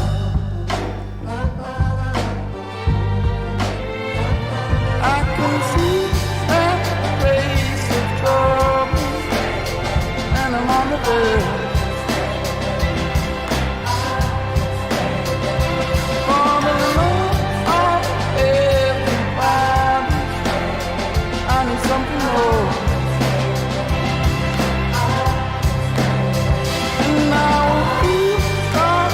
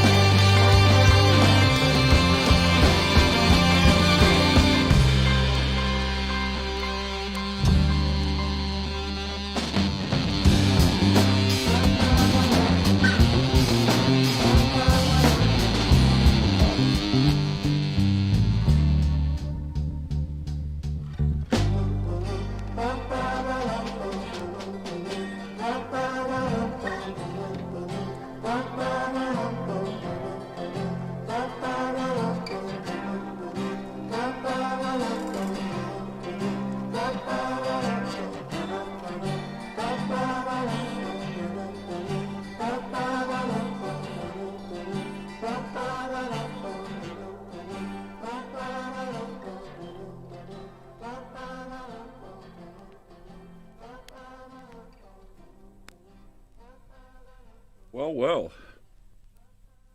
That ended faster than I thought it would. That's my favorite song on the record, too. Although I like the whole damn record. I can't even imagine. Like, I can't imagine anybody listening to Kiwanuka. Like, I can't imagine having stuff in common with somebody who could listen to a Kiwanuka album and say, you know, I don't like this. Like, the dude gets you right in the feels, man. He's a pretty unique talent, I think. No. The day he came to play a show here, there was a massive snowstorm.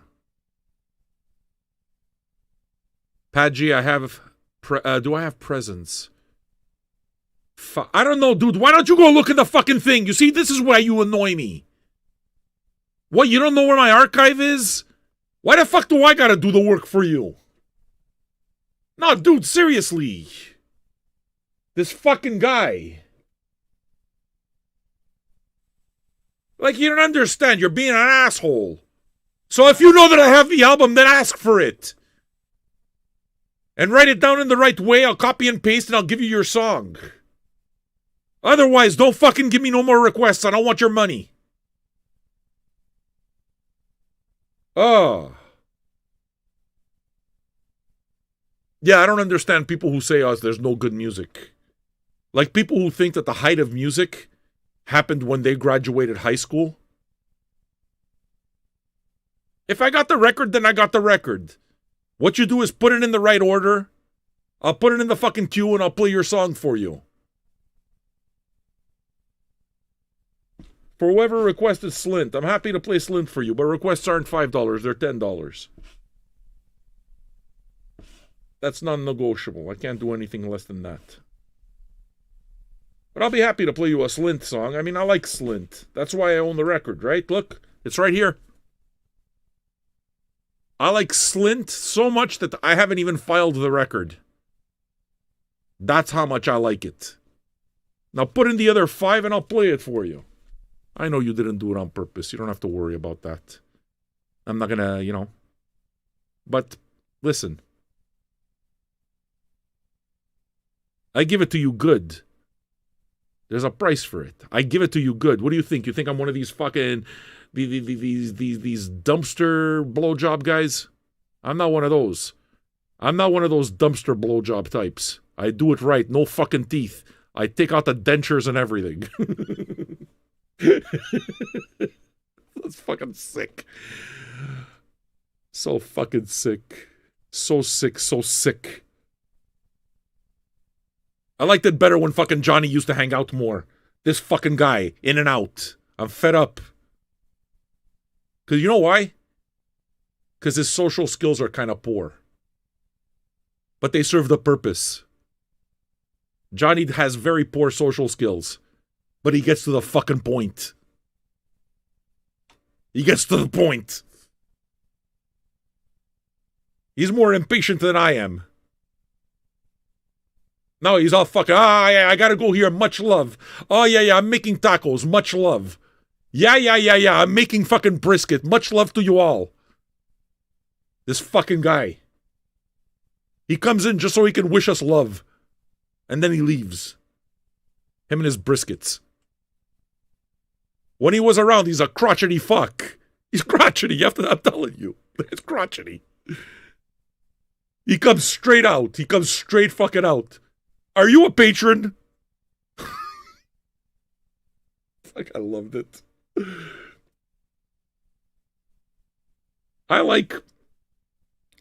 I generally trust people who are rough around the edges.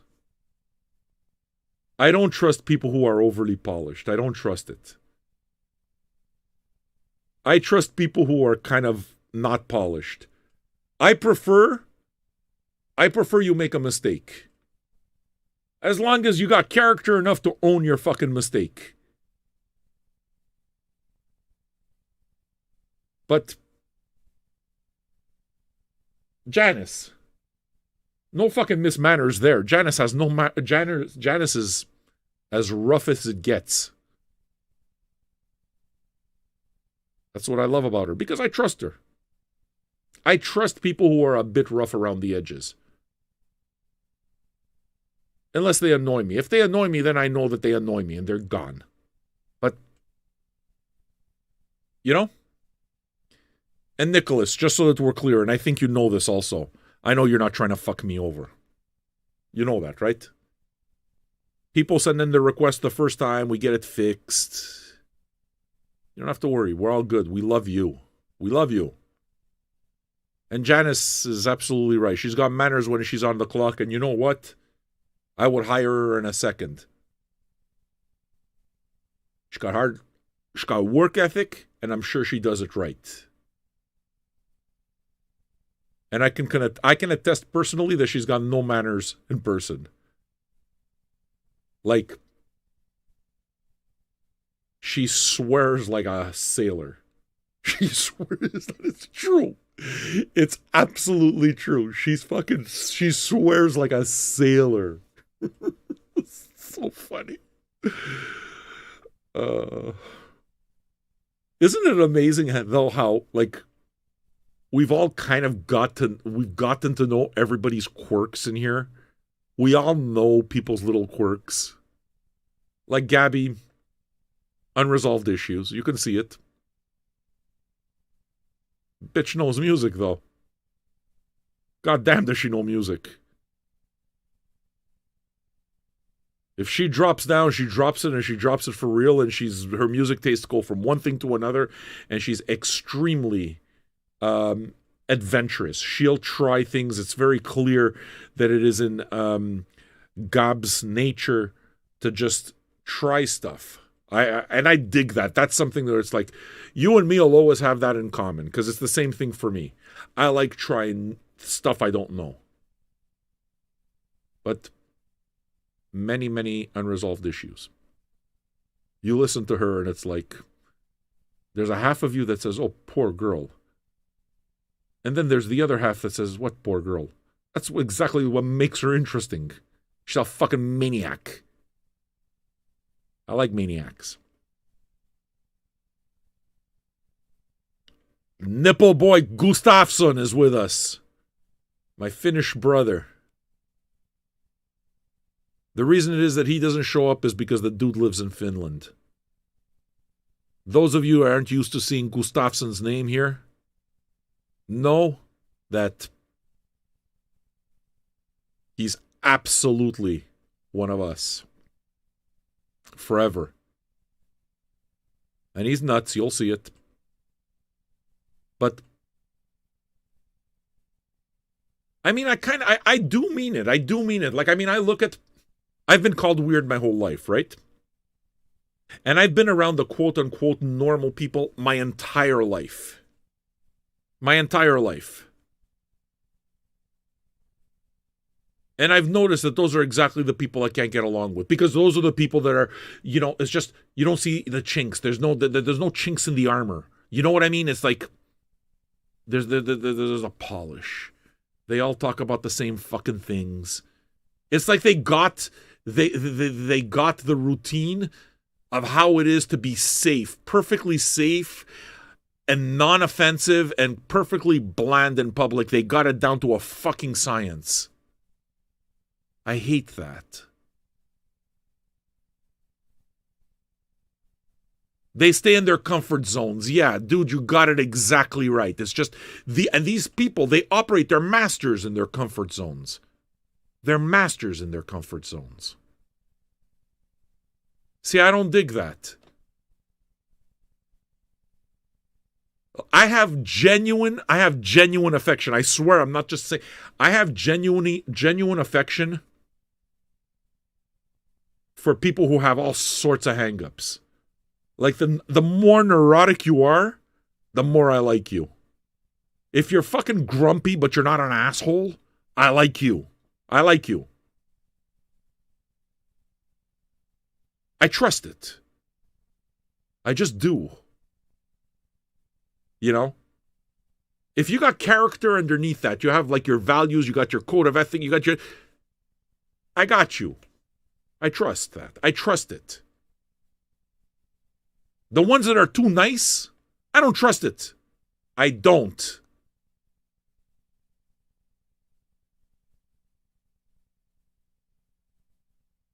And I'm pretty proud of the fact that this show has kind of allowed us all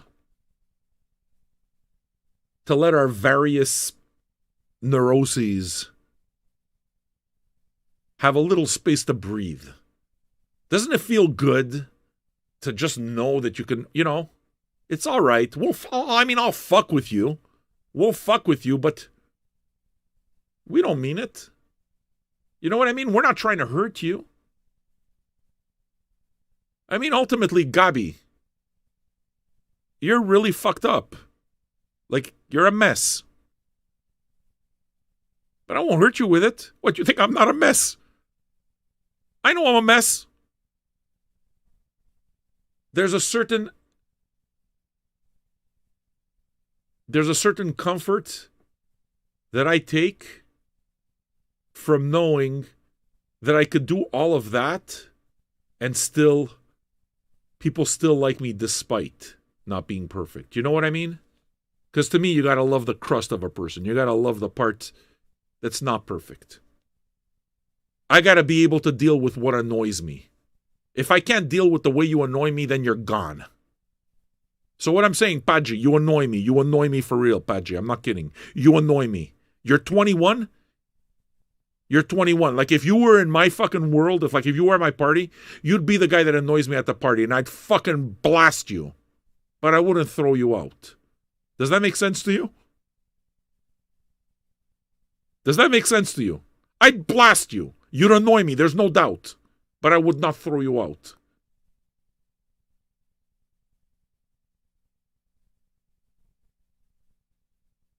And that's the way it goes. Can you guys do me a favor?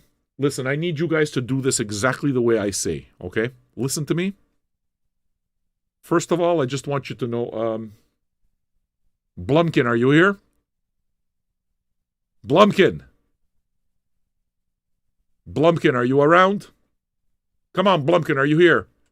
All your fans want to know, are you here? Is Blumkin... Okay, Blumkin's not here. Good. So listen.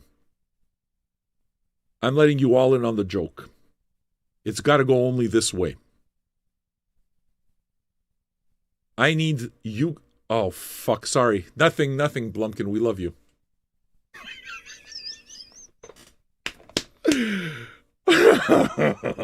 Everything's beautiful, Blumkin. We love you.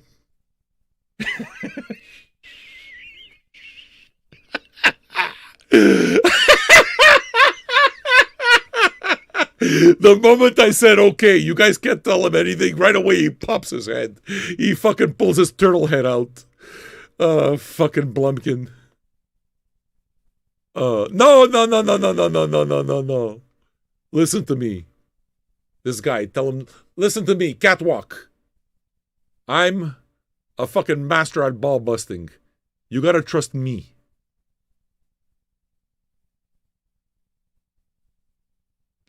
Look, what it is that I want to know. And I want to know for real. So in other words, don't do it just for the joke. Like, honestly, don't do it just for the joke. Because the joke is kind of spoiled now. He's here. He hears it. What I want you to do, those of you, we had, how long have you been here, Blumkin? How long have you been here? Have you been here the whole time? Because I just want you to know that we conducted a poll on you. We've been busy while you've been gone. There have been polls conducted on your behalf. Today something happened. You and me, we talked. And I had told you that UK Bart was at 75% crowdfunded for an entire hour. Today, the crowdfunding happened. UK Bart will be officially the first person to get an entire hour of programming. Bart's box is happening. And you know how it is that you and me, we discussed how it is that I can kind of see you doing it too. but maybe not really. Because everybody would expect you to just go into fucking Tool and fucking Radiohead overdrive. And I've already told them, God bless you, we love you, but you got diarrhea of the mouth. You do have diarrhea of the mouth. So, having a show with you is very delicate. We'd have to get it right. But I was just wondering for real, okay? Because I don't think anybody doubts, just you got your letters. So what it is that I did is we put out a poll just because we wanted to see. The poll was, would you fund an hour of music picks by fucking Blumkin? So not Bart's box, Blumkin's box. Blumkin's box. It'll be a fucking box full of dicks.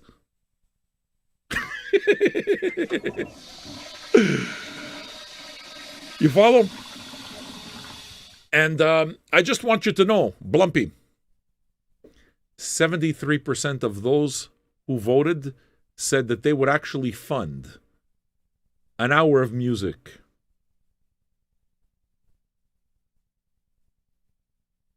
Now, I'm just wondering if anybody would actually put that through. And I got to tell you, Blumpy, listen, you know that it can't ever happen. It can't ever happen unless the entire thing gets funded. So I don't want you to get your hopes up high or anything, Blumkin. I don't want you to get your hopes up. Okay? At the moment, the only thing that we've learned is that 73% of those who voted would actually support a crowdfund to have you crowdfund an entire hour of music.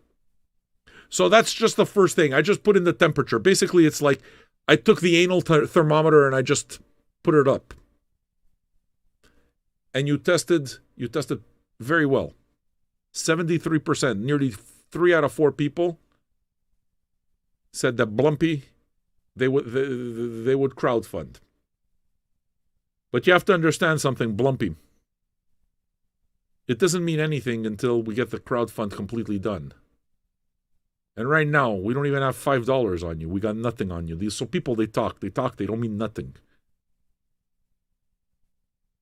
But I figure I know you.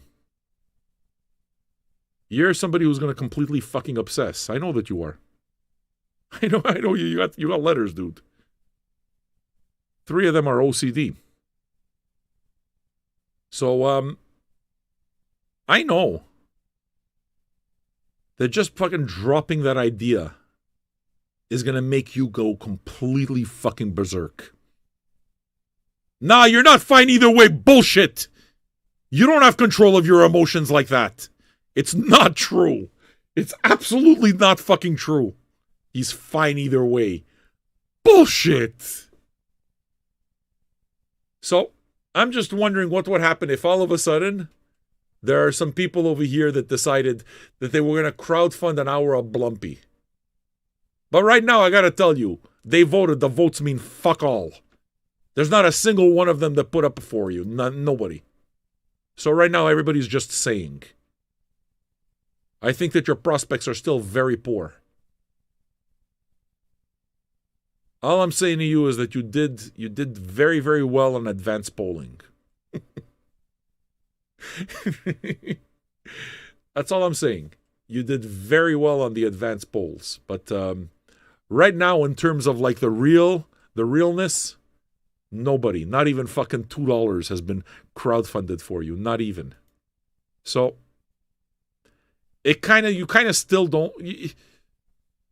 It's still all up in the air. We don't know if like people are really interested, you know. And I already told him, it's like, listen, if you fucking crowdfund Blumpy, you know what's going to wind up happening? This guy is going to fucking run his mouth. He's not going to stop. He's like one of those guys, you know, that like when he's talking, you got to raise your voice to let him understand that you want to say something now. On the other hand, that's a good thing. You know when it is that you're talking on the phone and you have to go to the toilet, right? And you put the mic on mute? When it comes to Blumpy, it's no problem. You can go for the fucking longest toilet break you ever need. You can play you can go to the toilet and play Tetris. I promise he won't even notice you're gone. Because it's going to be one fucking constant stream of verbal diarrhea. He doesn't stop. He doesn't fucking stop. Like, he doesn't take a breath between words. He never stops talking. Never. Never. Never. He doesn't know how to stop talking. No. No, FM Gary, no, you're not. You're fucking not kidding. I don't even believe it. FM Gary is saying that he would crowdfund $25 of $100 for Blumkin? Bullshit. I don't believe it.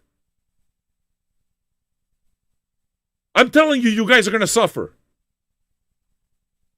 Because you know that if I let something happen, like I'm going to do with Bart, I'm going to do the same thing. If he wants me to get him on camera, I'd give him a little camera time. If he just wanted to talk, I would I would let him talk. But I'm telling you, the guy would ruin your life. He'd ruin your life. He doesn't stop. He doesn't come up for air.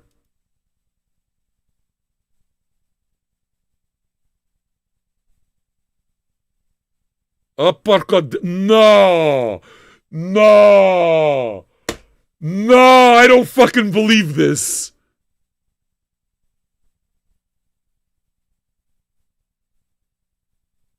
I don't fucking believe this. I don't believe it.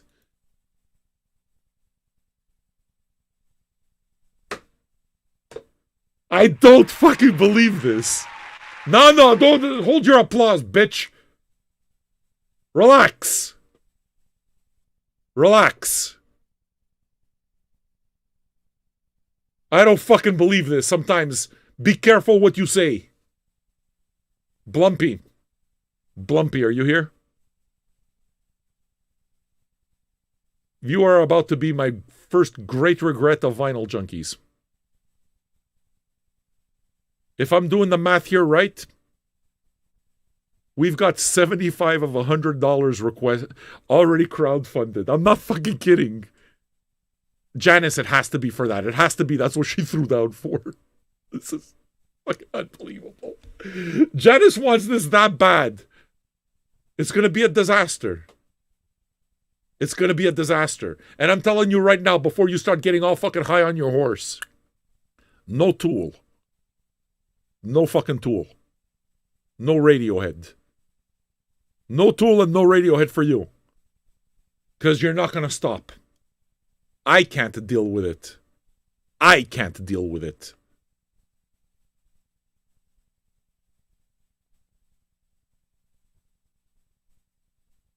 I can't fucking believe this is... You guys. You know how it is that I wanted to do this? Can I tell you how I wanted to do it? I was hoping he wasn't here. I wanted to fuck with him so bad. What I wanted to tell him is, Blumpy, you wouldn't believe what happened. You wouldn't believe what happened. We did a poll and 75%, 73% voted for you doing the crowdfund. And somebody even fucking sent $5. That's the way I would have left it. I would have left it there. Somebody actually crowdfunded $5 for your hour, and I would have left it there, and I would have never mentioned it again to fucking torment him for years on end. And it would have never... You see, now, he's thinking. Believe me, he's thinking. He's probably already designing his fucking banner. He designed Bart's banner, Bart's box. Now he's got to design Blumpy's box. Blumpy's box. He's got fucking spreadsheets. He's applying the litmus configuration in full effect right now. The litmus configuration is in full effect. I promise the man's brain is exploding right now. Exploding. I hope you get a good night's sleep.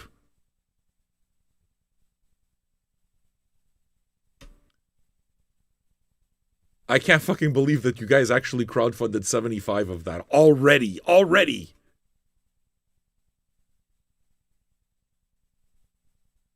The whole point is it was supposed to be a joke.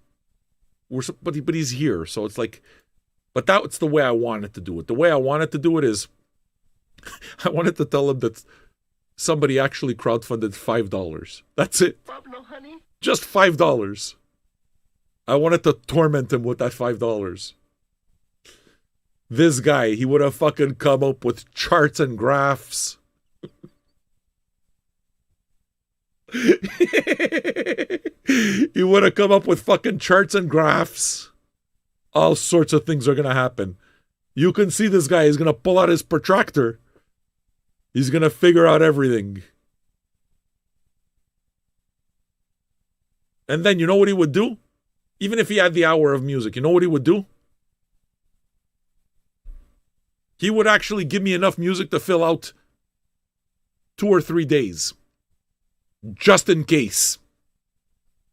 It's got nothing to do with letters, he would say, of course. But just in case. Just in case I decide to do a 14-hour show. He's got me covered. I know that it would go this way. And he's going to come in on, no, it's not true. No, fuck that, not true. Everybody in this room knows it's true. Everybody in this room knows. That's exactly how it will go down. You give that guy an hour, he'll give you an extra 13 you never asked for.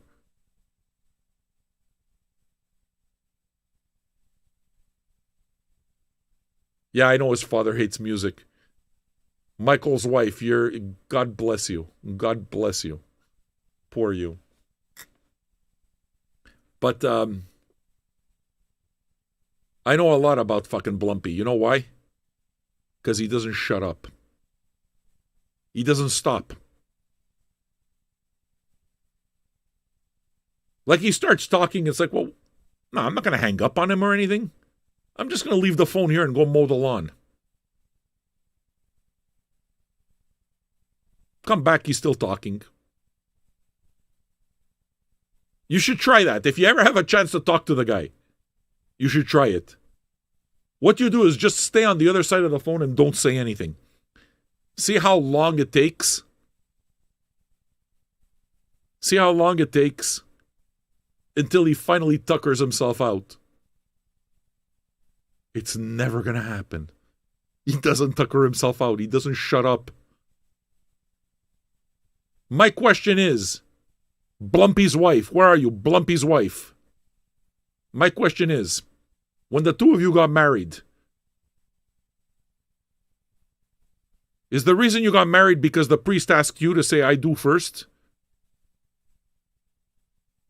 Because everybody knows that if he said I do first, he wouldn't shut up. And you'd never get to your part. Is that the way it happened? I just want to know. Blumpy's wife, I just want to know. Did you secretly go to the priest and tell him, listen, my husband, diarrhea of the mouth, he doesn't stop. He doesn't fucking stop. So when it is that you get to the point, do you take this person to become your lawfully wedded?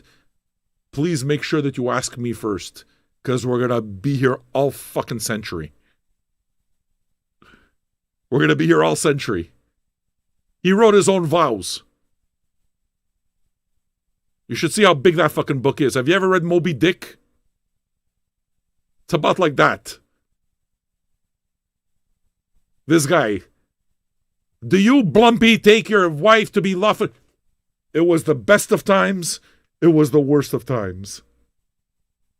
A fucking soliloquy. You see? I fucking love you. This is who I want to talk to. They got married at every single song selected prior to the wedding reception. The DJ couldn't stand him. He probably stopped dancing with you just so he can give instruction to the DJ. Right? Am I right?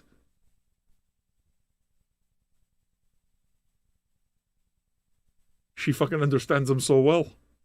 You see? Blumpy's wife. We love you here. I just want you to know that. I have so many questions for you. The first question is why? That's all. Why? The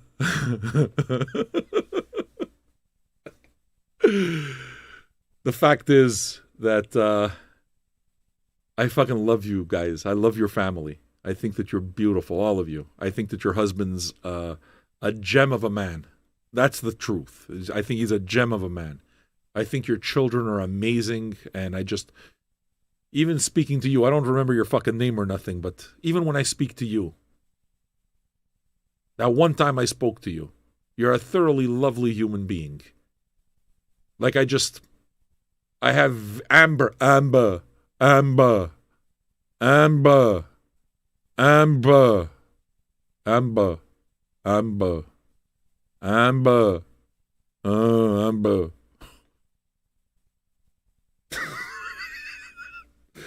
You're thoroughly beautiful human beings.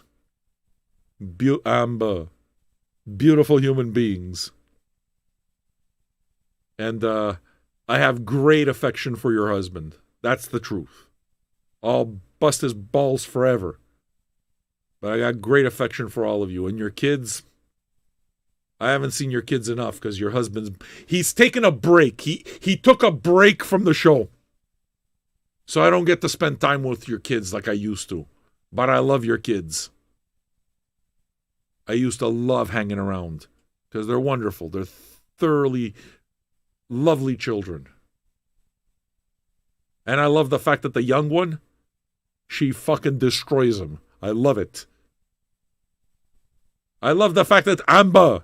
I love the fact that your young one is a terror because it makes him fucking crazy. He gets on. He used to get on the fucking Zoom. He gets on the Zoom. Oh, my fucking kid's driving me crazy today. And all I'm thinking of, my God, I can only imagine what a terror this guy must have been to his own parents. He's getting exactly what he deserves. Can you imagine Blumpy as a child? Can you imagine Blumpy as a child? Did I ever tell you the story about when his girlfriend broke his fucking Foo Fighters CD? The man was ready to commit murder. These are not my words, they're his. Has he told you that story, Amber? Amber. Has he told you that story? If he would have committed murder, he would have been in jail. And you would be free from this fucking life of misery that you live now with him. What I want to know, Amber. What I want to know, Amber. I got questions, so many questions, so many. Everybody wants to know Amber, right? Everybody fucking wants to know what's going on here. They want to know, what the hell, where did it all go wrong for this kid? What I want to know. You know what I want to know? Why? Let's start there. Why? I want to know how you think all of this is going. Believe it or not, Amber. I can't fucking believe it myself. I gotta be honest with you. I don't believe it. Okay? But we have 73% of the crowd here actually voted to crowdfund an hour of Blumpy. Blumpy's box. And then I have an update, by the way. We are now at $85 out of 100 funded for Blumpy's box. I don't even know where to start with this. But I want you to think on this for a second. Blumpy. Not Blumpy. Amber. You Amber. I need to know something. Now that you have been armed with this information. $15. Can you do me a favor, please? Everybody stop right there. Leave it at, if you can, fund it to like $98. I want you to fund the whole thing to $98. I want him to plan this for 3 years. I want him to plan the hour for 3 years. Because he will. I'm telling you, he will. You know he will. We're at 85 now. So please, we need only 13 more. No more. Stop at $13. Once we're at 98, we just leave it. So I just want to know, Amber, how will this go? How will this go? How do you think that this will go? If he feels that he's that close to becoming a patron, that he's that close to actually getting an hour of the show. How do you think that that's going to go? Amber, can I call you? I want to talk to you. I have questions. I have questions that need answering. I have questions that need answering. How have you not stabbed him to death? That's another one I have. I just want to know. Do you keep him around because if you tell him to do things like add beams to your house, he'll do it? Is that what it is? Like, you know that basically it's like, okay, well, I'm fucked. I'm married with him. But on the other hand, he's kind of like, I got a handyman for life. So what you do is you treat him like the help. Is that the way it works? I just want to know. How often does he get to be the Sam of the house?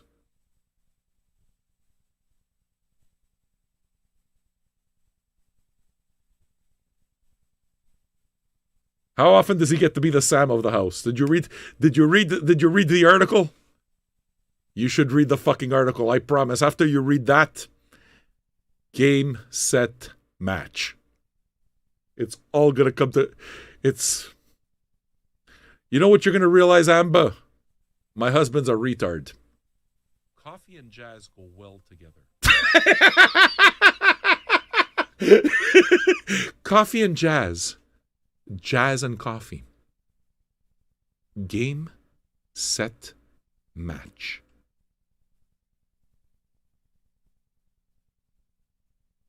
Can I call you? I have questions. I want to know how all of this is going to go. You can already fucking imagine how that's going to happen. If Amber tells me, yeah, there's no problem, call, I'll shoot the shit with you. You know how that's going to go? He's going to hover. He's going to hover over her and listen to her every word. Not only the words, he's going to listen to the inflections. He's going to listen to the way she says them. And she's going to look for meaning. He's going to look for meaning. Eventually, she's going to get fed up of him. It's like, fuck, listen, I can't handle you. You got to leave. And what he's going to do, he's going to leave the room, but he's going to pace outside the door. He's going to fucking pace like a Rottweiler. Amber, send me a message. Don't send it over here. Obviously, you don't want everybody to have your phone number. Wait a second, Amber. I can use Blumpy's phone if you want. I know Blumpy's phone number. All right, who wants to hear a phone call from Blumpy's wife, Amber? We can make this happen, There are things that we can make happen.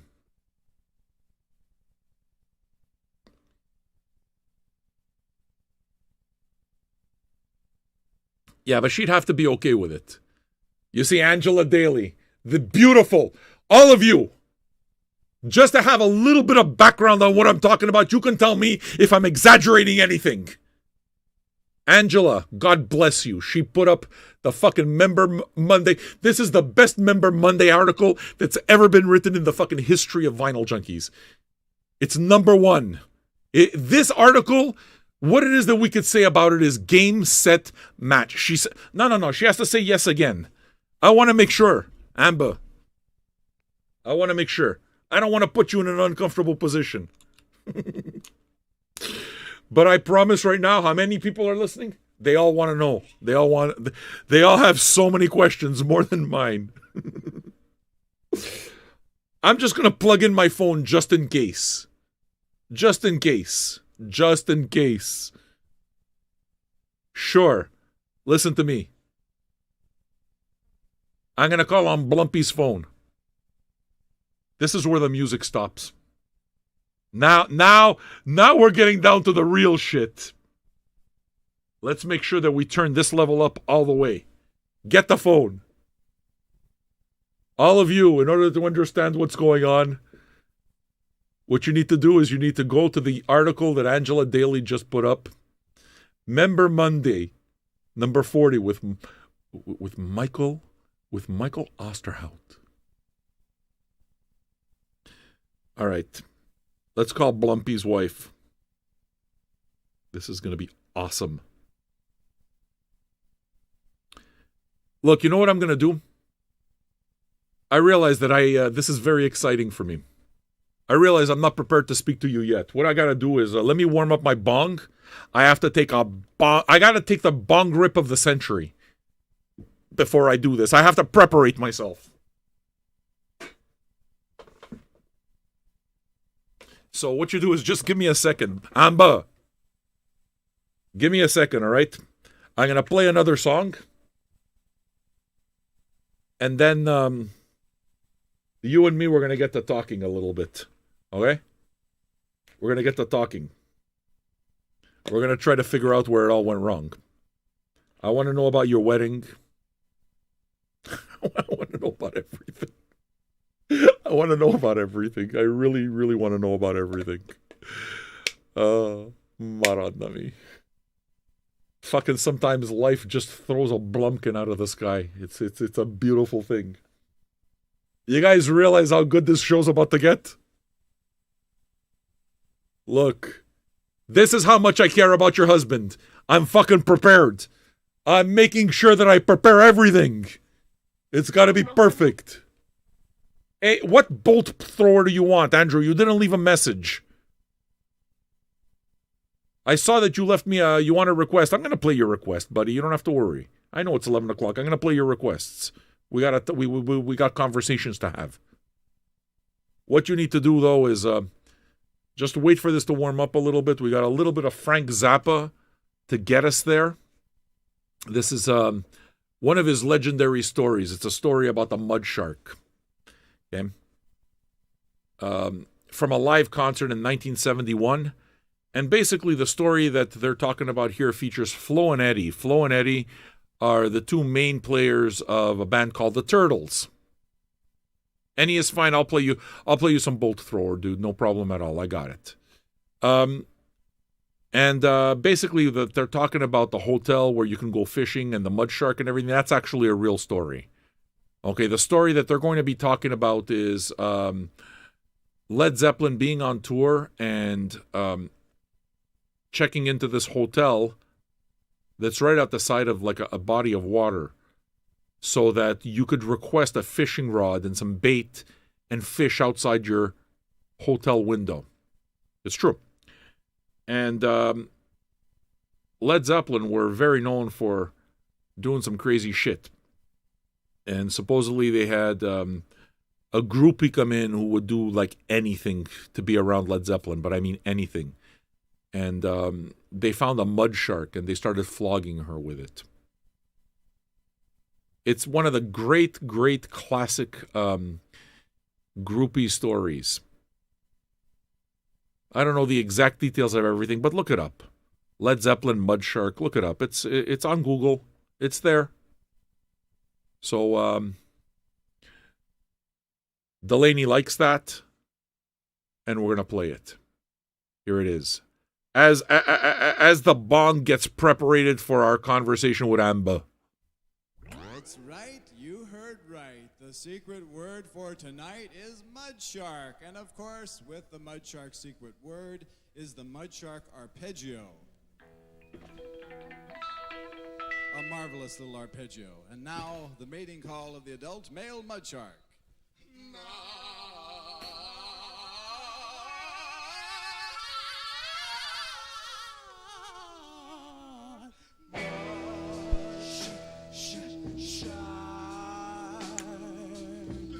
The mud shark dancing lesson.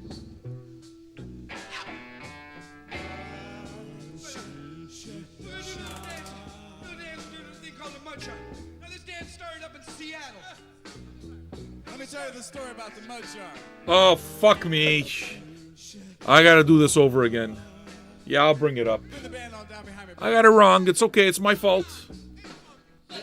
The origin. The good news is that you're gonna get it all over again.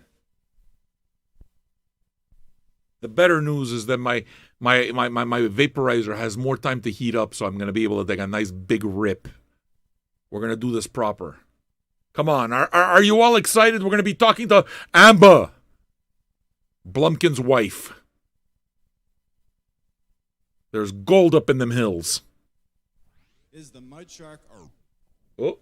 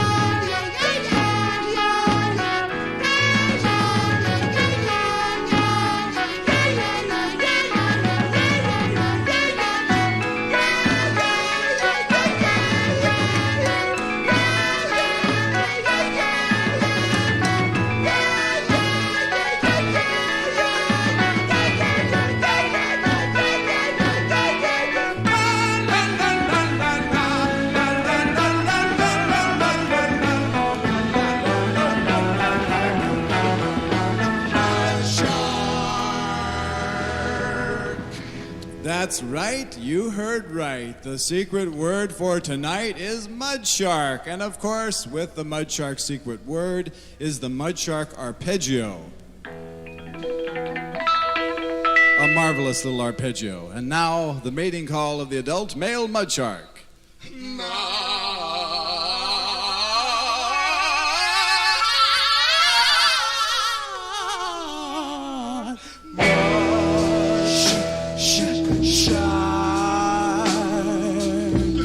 The mud shark dancing lesson.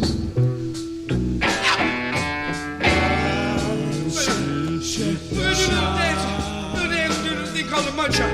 Now this dance started up in Seattle. Let me tell you the story about the mud shark.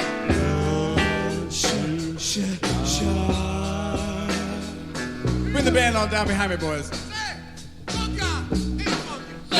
The origins of the mud shark are as follows. There's a motel in Seattle, Washington called the Edgewater Inn. The Edgewater Inn is built out on a pier, so that means that when you look out your window, you don't see any dirt. It's got a bay or something out in your backyard.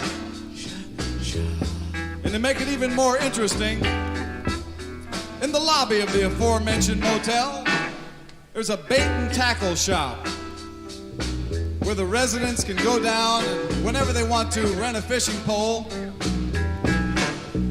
and some preserved minnows and schlep back up to their rooms, open the window, stick their little pole outside, and within a few minutes actually catch a fish of some sort that they can bring into their motel room and do whatever they want with it. You know what I mean?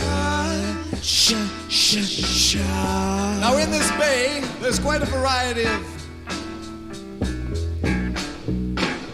fish. Not only do they have mud sharks up there, they got little octopuses that you can catch. And all of these denizens of the deep can come in real handy. Let's say you were a traveling rock and roll band called the Vanilla Fudge. Let's say one night you checked into the Edgewater Inn with an 8mm movie camera, enough money to rent a pole, and just to make it more interesting, a succulent young lady with a taste for the bizarre. My mind drifts back to a chance meeting in the Chicago O'Hare Airport, where the members of the Vanilla Fudge told Don Preston about the home movie they made at the Edgewater Inn with a mud shark. And I'm gonna tell you, this dance, the mud shark, is sweeping the ocean.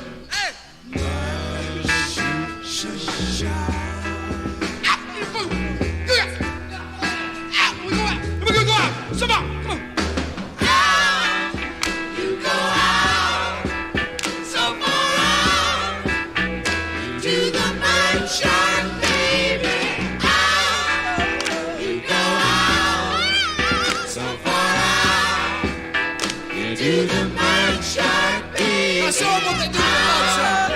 You go out, Now show 'em what they do with the mud shark. to the mud shark, baby. Hey,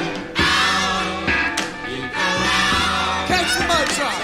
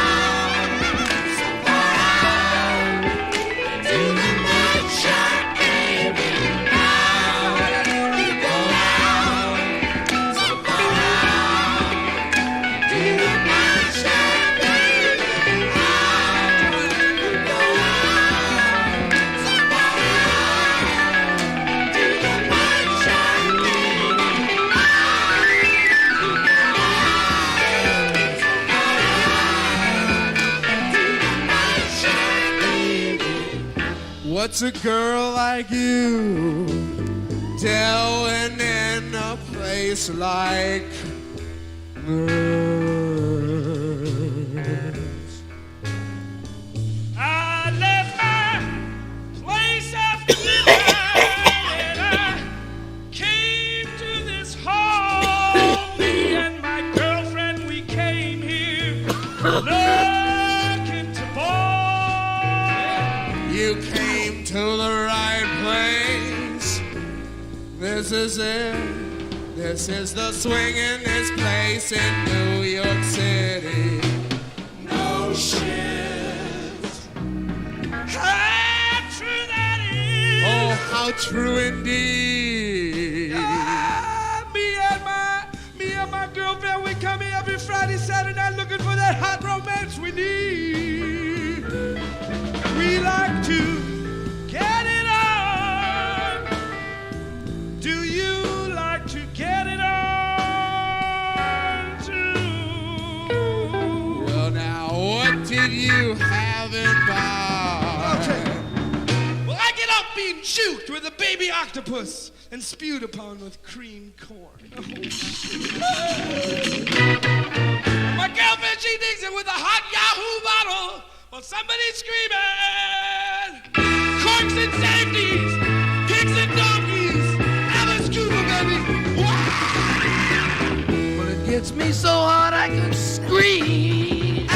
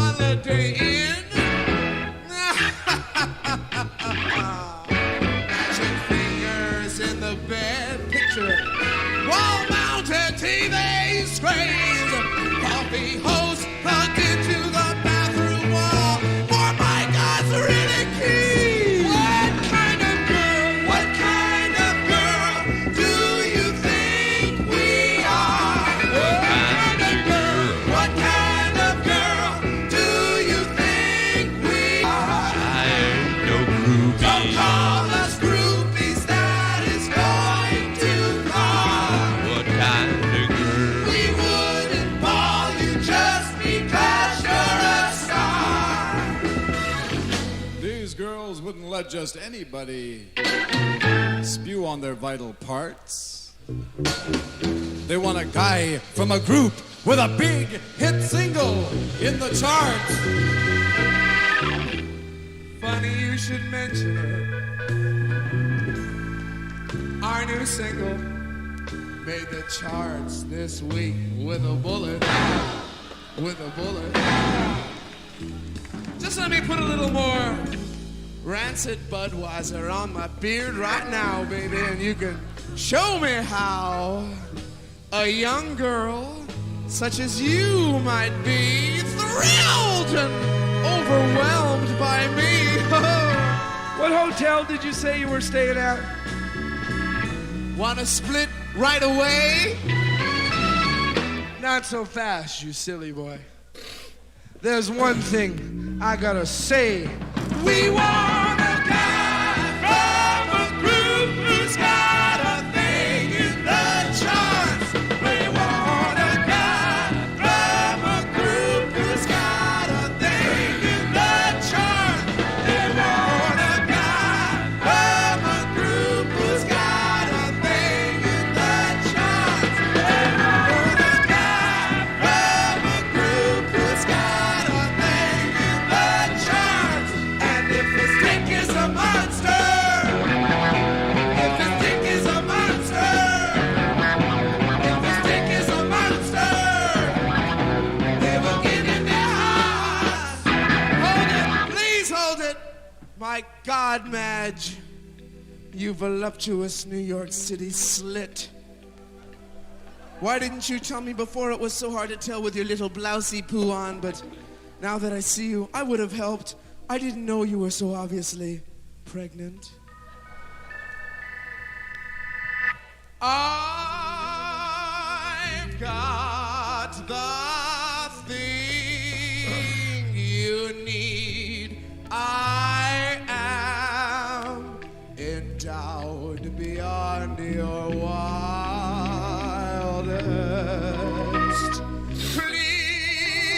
Clearasil spattered fantasies.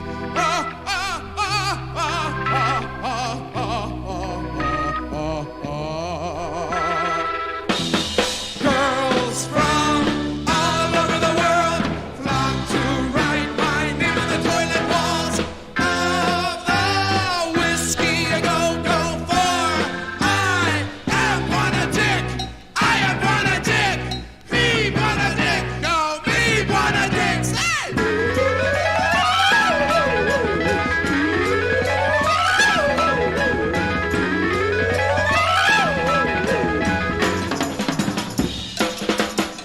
My dick is a monster.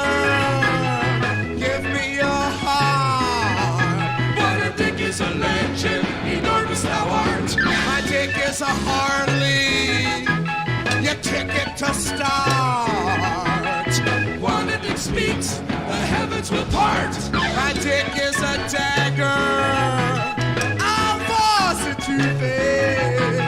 My dick is a reamer, baby. To scream up your slit. Steven, ream it, cream it.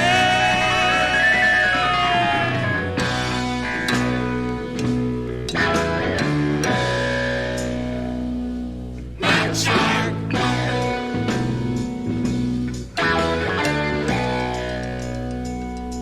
Man shark. You can hear the steam, baby. You can hear the scream and steam. Now, as the reamer steams up the lake, reamy weeny up to the snake. A sailor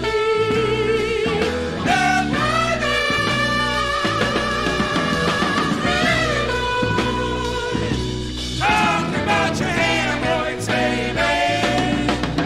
A sailor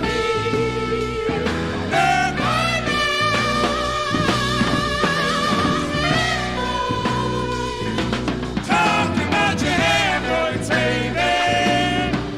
Steamroller.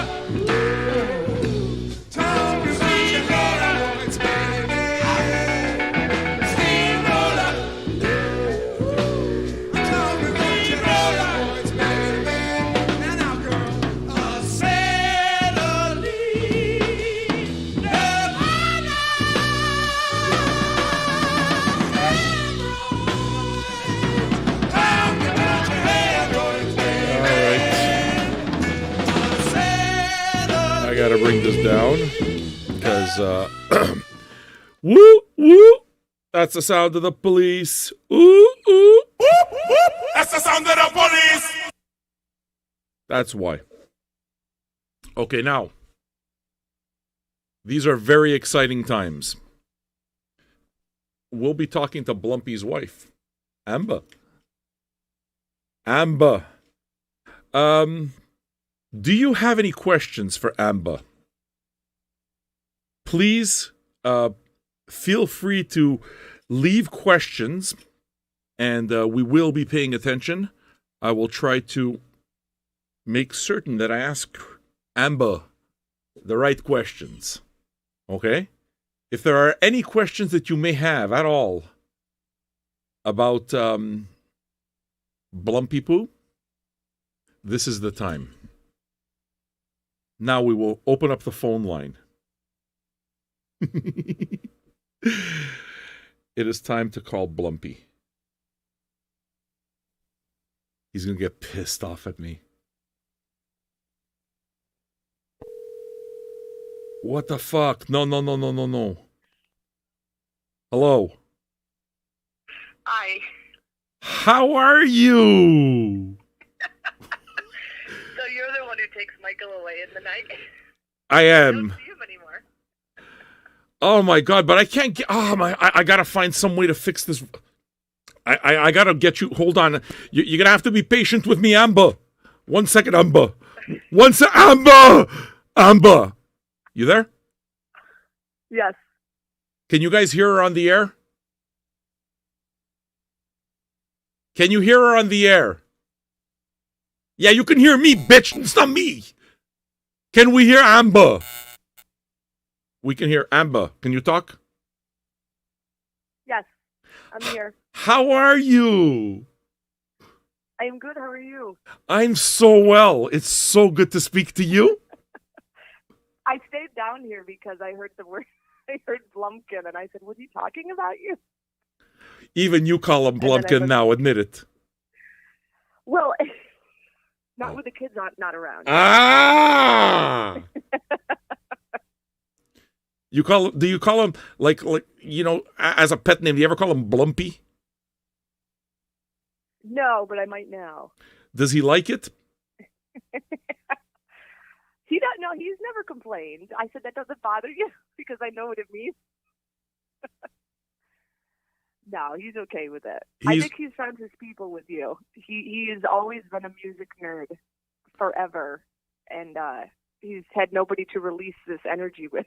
Oh, for God's sake, that sounded horrifying.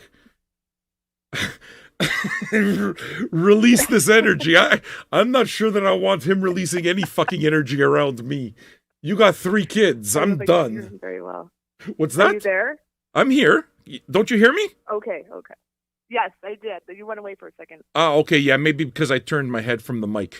So, well, first off, are you in any trouble? Blink twice if yes, and once if no. How did you and Blumpy meet? Oh God, it's a weird meeting because his sister was my friend and roommate in college, and I saw pictures of Blumpy on the wall, and I asked who it was. But when I met him in person, I was not as impressed. He was wearing he was working in a deli, Michael, and I was like, oh, that's the guy in the pictures. And then we didn't talk for years, and then when I graduated from college, we finally got together, and that's kind of history. Actually, Michael's the reason I went to art school. I was pre-med, and he would send me emails about design, and that's when I pursued design. So he basically stoned you until you changed career. Yeah. But I was meant to be a designer. I was not meant to be a doctor. Okay. Now, let's dig a little deeper into some very important stuff. Blumkin used to work at a deli. Yes. Okay. Did he wear an apron?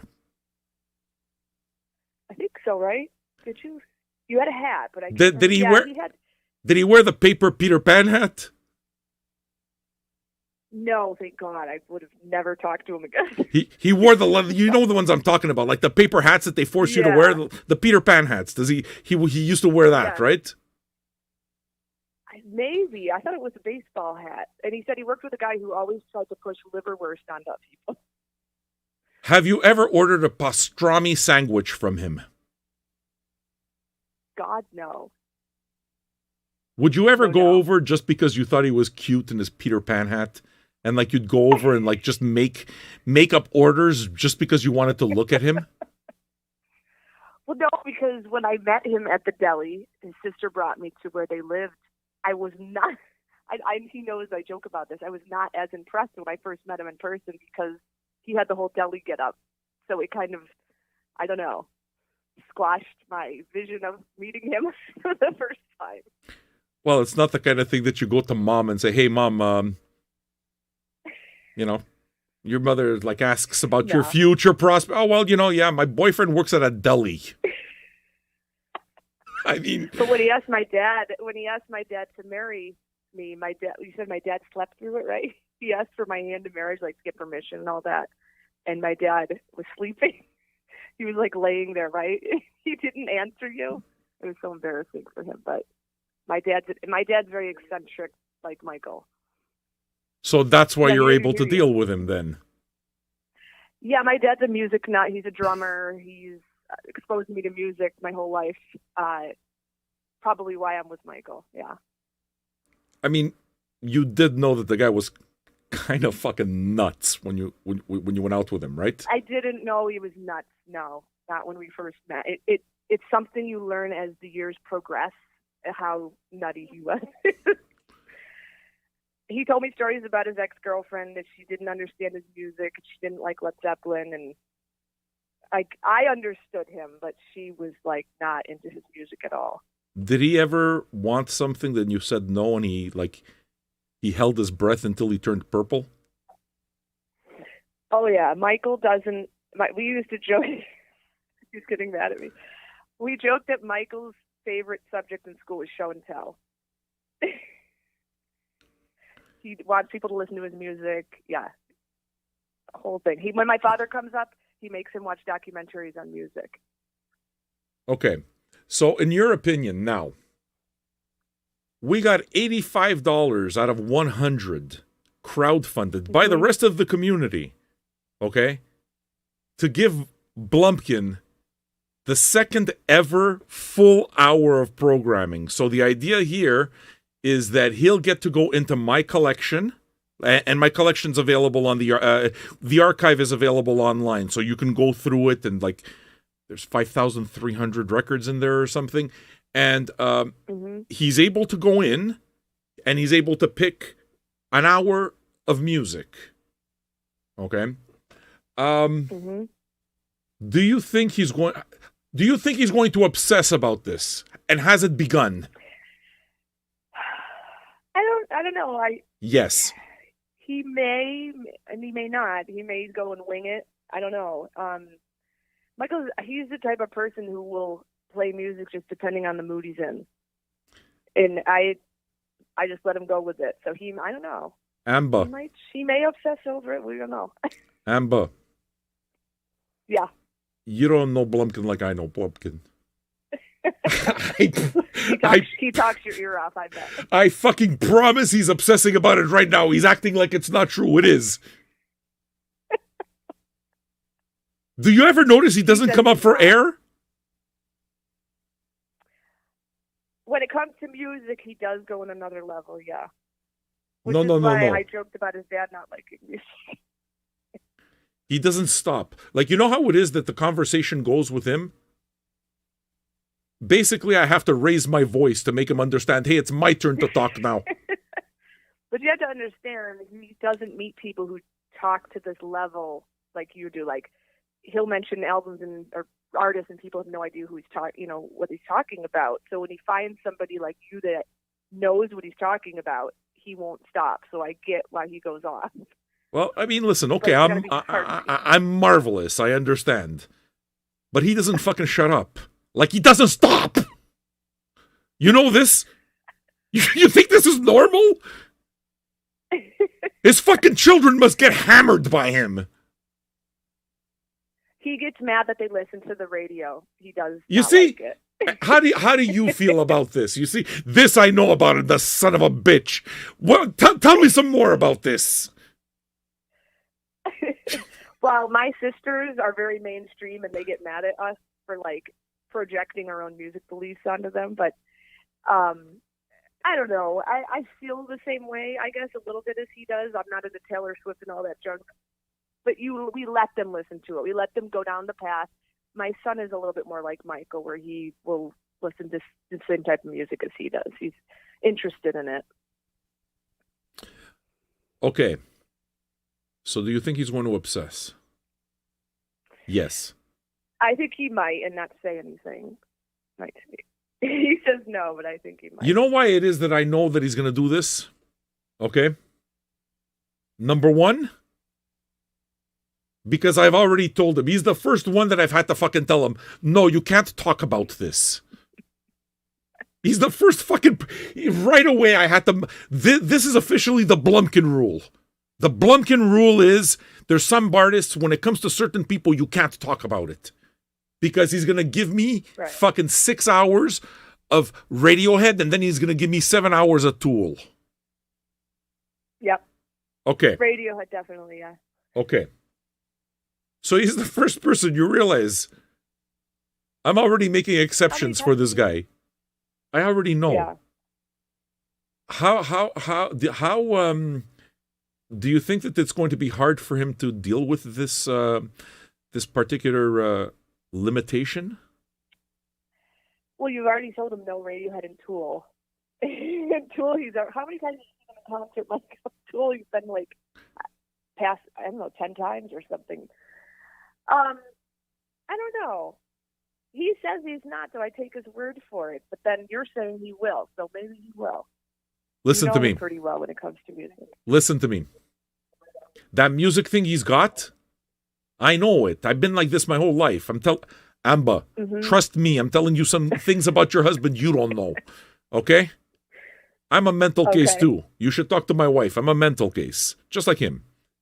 When it comes to music, he's obsessed. And if he's saying that he's not fucking thinking about it and he's already making the list in his head, he is lying to you. He is lying. Okay? Because I know how this works. He's just trying to play it cool. But he already knows the tremendous pressure. He's going to have people listening to him and people are going to judge him. And they're going to say, is he a fucking poser? Is he going to be one of these guys who sounds like like a Spotify playlist for 1997 or 2001 or whatever his favorite year was? Or is he going to pull a story out of his ass? They're going to ask. You're going to see Amba. And he knows this. He knows this. So that's my theory. My theory, he knows he's got the pressure on.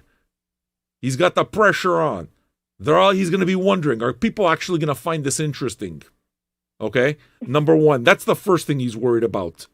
Number two, he is aware that he's got diarrhea of the mouth. He knows this. And I told him today, as a matter of fact, I even told him today, you know what the problem is? If you get a crowdfund, it's just, you don't fucking stop talking. Like, and it's not like he picks, you know how it is that you try to stick to the interesting bits? He'll talk about everything. Right. He's the kind of guy, he'll talk about the chorizo and eggs. Well, he'd be a bad DJ. Yes. He'd talk more than the music. No, it's very, very difficult to take him off the track.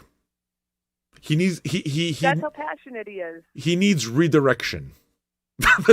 Right. That's what I think it is. Well, I said you should have a mute button. Like they were going to have at the debates. You should have a Michael mute button. Because right now I'm trying to deal with him. And maybe, you know better, right? Is that the right, do you feel that that's the right way to go about it? Like whenever he talks and it's my turn, I just talk louder to make him understand? Like what cue should I give him? Oh, that's a good. I don't know. Well, that's why I said a mute button, so that he can just keep talking, but he doesn't know that he's on mute, and then you start talking.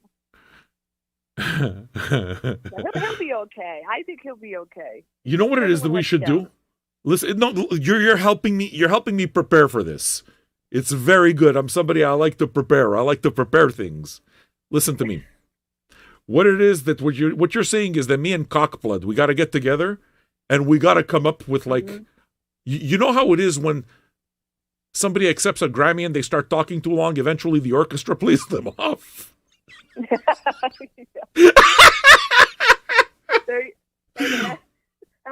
Have it be a Taylor Swift song, though. That'll annoy the crap out of them. What we need to do is we need to find like some way, like an orchestra, to play him off. We need a series of cues. There you go. Okay, so you just got him to do all sorts of things in the house, right? You put a new beam on the wall and everything, right? Mm-hmm. Is there anything that you need to do in order to get him to do that, or is just like if you say it, boom, he just gets it done? Around the house? Yeah. Oh, Michael is. That's part of the reason we're still married. I think if he didn't help me, I would have had a big problem with him. No, he's very helpful. Okay, so and he works long hours, so I can't put him down there. So basically, you're very happy to have a handyman in the house. So it saves you a lot of money. It saves you a lot of money. But he is a handyman, but we're a team. We flipped our last. Yeah, we're both very neurotic. I'm not on your thing, so you don't know about me. But for Michael is neurotic about music, I'm neurotic about other things. So that's why we're together, I guess. You see, the thing is that it's not that he's neurotic. It's that because everybody is neurotic, and it's true. It really is. Okay. I think that there's a certain level that happens when you realize that you're fucked up in the head. That I can speak only for myself, but it's like I stopped feeling like I had to pretend anymore. Like it's almost like, okay, now I got permission to just be who I am rather than have to worry about what's outside. And with him, it's exactly like his letters. His letters are like big fucking alphabet letters. They're like his letters are massive. You can't miss them. A, B, C, D, E. It's just A, D, H, D, O, C, D. You know what I'm saying? Yes. But I get it. It's also very, very highly endearing and very highly entertaining. Yes, I agree. So, thanks for getting on, by the way. So you think that he's just going to play this cool, the entire thing? I mean, we haven't even funded the whole thing, right? So it's $85 of 100. Yeah, $85 out of 100 has been crowdfunded, and we may never even get there. But how do you think that he feels about this? That a group full of his peers have selected him to be the DJ for an hour. Is he the first one? Second. To do this? Second? Yes. Oh, is it bothering you, Michael? You're not the first. You see? That's right. You do understand. Yes. No, Michael, I gotta tell you, the part of the reason I'm married to him is his music taste. It's, somebody who has interest in that area, and he just, I don't ever have to pick music. Michael's there to do it. Yes, but you know what it is? Now, you know what's going to make him go crazy? Another thing, just to push my theory forward. And he's listening. I know he's right next to you listening to every word. Okay? And he's going to hate this because he knows I'm right. He knows it's true. What it is that he's going to do, he's going to start worrying about being judged by others. He's going to worry. It's like, I wonder what Sam's going to think. I wonder what this person's going to think. And he thinks that he's going to place this enormous amount of importance on this music list and how he presents it. Michael, can I tell them what you did at your work in the B8? What? The bathroom. Did he ever tell you? This shows you his obsession with music. Okay. What? You got picked. I'm on the air. You got to talk to me. Okay, sorry. So at his work, he is the one who comes up with the music to be played in the bathroom at his work. Why was it? What was the reason, Michael? Because he's a Blumkin. People wanted to drown out the sound. So the people will come out of the bathroom and say, "Hey, Michael, who was just playing in there?" So he would play music. How passionate he is. He would play music in the toilet because he wanted to flush out the sound of him taking a dump. Yeah, for everyone though. So he has a soundtrack place. He's got a toilet soundtrack. Yeah. Oh yeah, he picks the music for it.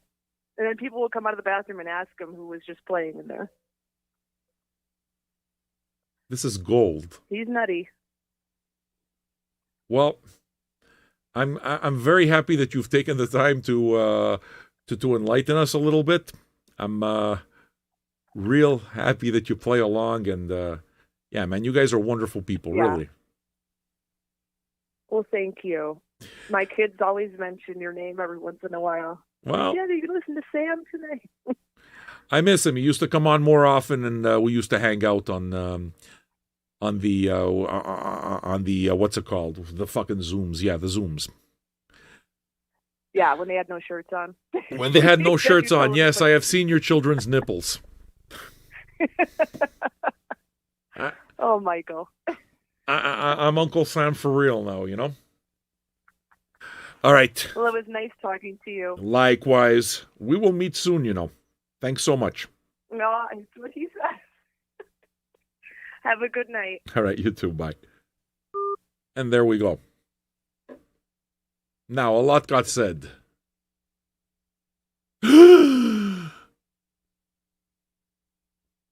Oh my fucking God. I forgot to ask questions. Oh my God, I forgot to ask the fucking question. My letters just got in the way. I just fucked up my own show. Like, who spotted it? Who is it that says, Sam, damn your letters? Oh my God, there's a whole fucking bunch of you that have questions, and I didn't get to a single one of it. Okay, look, there's a lot to go through here. Were they good questions at least? Was that entertaining or not? Was that like, is it just me who's fascinated by that? The guy fascinates me. He's like the Dos Equis man. He fascinates me. Okay, so I guess we're going to put up a poll. Did you like that, yes or no? Yes or kinda. More music. No one's going to say no. What am I talking about? That's a useless poll. No one's going to say no. But now we know that he worked. He had the fucking Peter Pan hat. He used to work with a fucking Peter Pan hat on. Which is beautiful. It's beautiful. Like, you can imagine him serving burgers, those fucking gray burgers at, like, White Castle. So we know that he used to do that. And we now know that he has a soundtrack for when he goes to the toilet. And the reason he takes music into the toilet is because he doesn't want the people he works with to hear him taking a shit.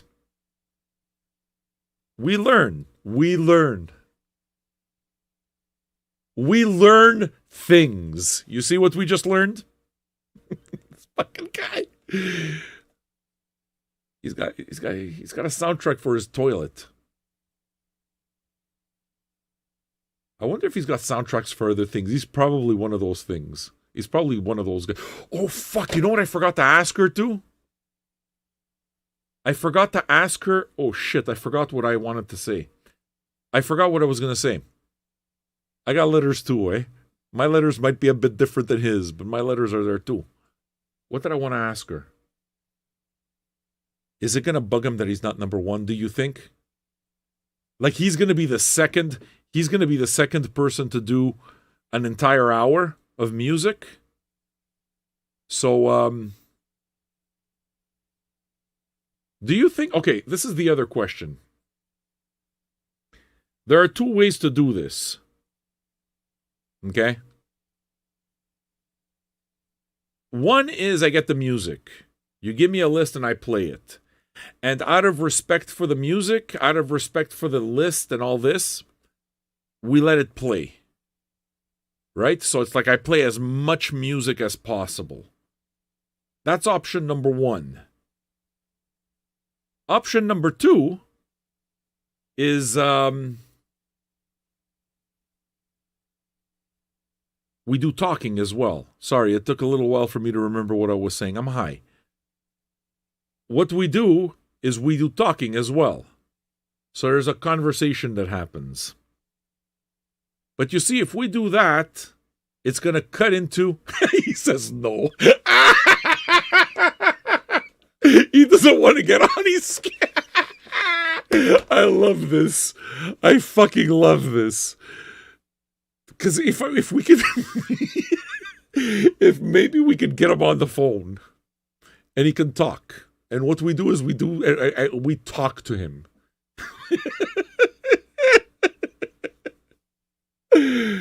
Which one do you prefer? Listen, Blumkin, it's not up to me. It is the vote of the people. It is the vote of the people. Okay, well, let's just take a poll. Let's just poll them. Just we need to know. Should Blumpy he won't honor bullshit. Listen, we got to do a poll real quick, okay? Please let me know. Do you feel okay? Should Blumkin's what do we call this? Blumkin's bowl? Blumkin's box. Should Blumkin's box be all music? Or should it include conversation as well? Hold on, I'm going to give you your window. You see, it just goes to show, we are here to entertain you in the best possible way, friends. I plan everything. I want to know what you think, friends. I want to know. Do you want the show to include talking or not? Listen, Blumkin, it's only fair that we poll the audience. It's only fair we poll the audience. Oh shit. You see how much fun this is? This is why it's fun. It's just fun. All right. Shit, I forgot to cue up the song. We got a song over here that I gotta play. At some point, I gotta play some music too. I mean, I'm pretty sure what? Yeah, holy fuck. I've already gone over by a whole bunch of time. What song am I supposed to play? Let me just get to this. Good Morning, Captain from Slint. I lost a few patrons. Nah. Well, look. Number one, if you lose patrons, and people are free to go. But I don't know what you mean. I don't know if that's part of the joke that, like, you'd kill me and... Not sure. Here's the music, okay? WNBC.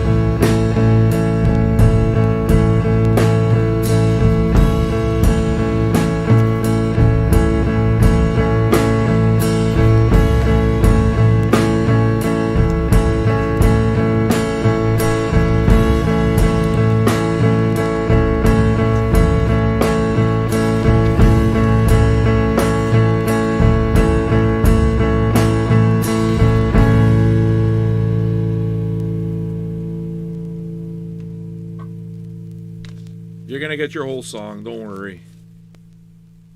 It's a rough cue.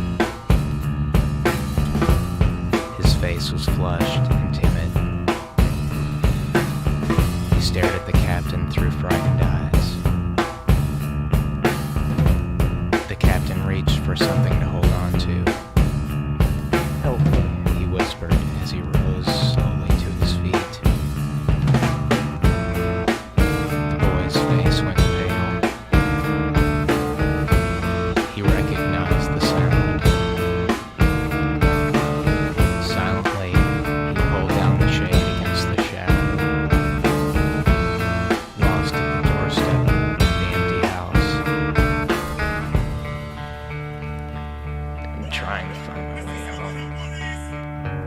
I'm sorry. I miss you.